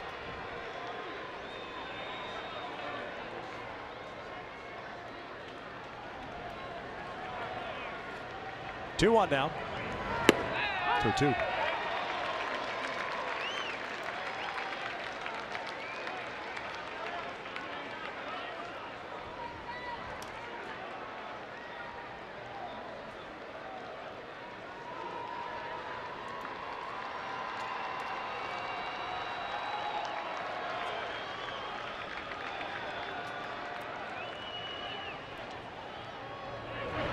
Full count. Calhoun on deck.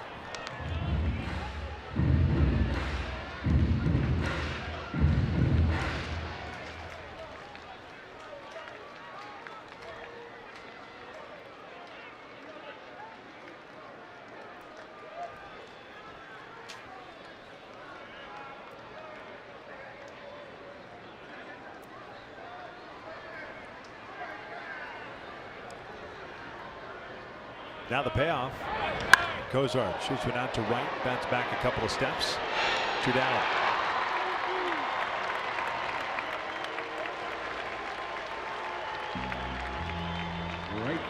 So Cole coming up.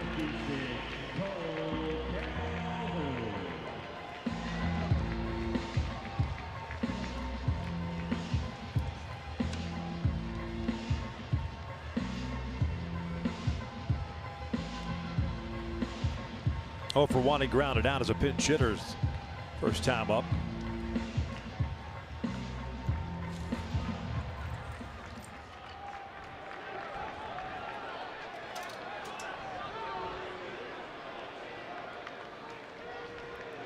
Kelly's first one in their first strike.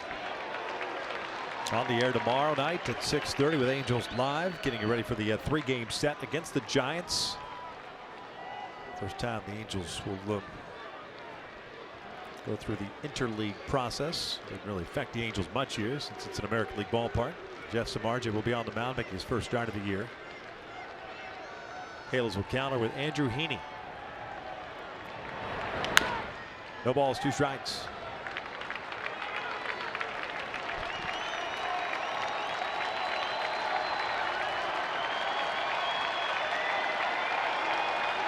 Boston on the verge of running their franchise best record to 16-2.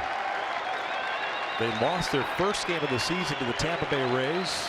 They've gone 15-1 since, on the verge of going 16-1 since opening day. Getting some great starting pitching along with this offense. Yep. The entire season. You got an ERA under 2 as a starting staff. Halos would fall to 13-6. Trying to get the chase upstairs. 1 ball, 2 strikes. Long one tonight. It's been a long one all 3 games. A lot of pitches thrown from the Angels side of things. 517 pitches thrown by the Angels in this 3-game set. Cole goes down swinging, and the Red Sox complete the sweep of the Angels tonight. They take the finale 8-2. You talk about putting all 3 phases together as a team. The Red Sox did that in a 3-game sweep of the Angels. The pitching outstanding, their defense solid, but their offense off the charts. They win this one 8-2 and sweep the Angels, 2 of the hottest teams in baseball, getting together. And the Red Sox winning that on this series. A rough one overall. The Angels look to bounce back against the Giants. Stick around, Angels Live postgame coming up next.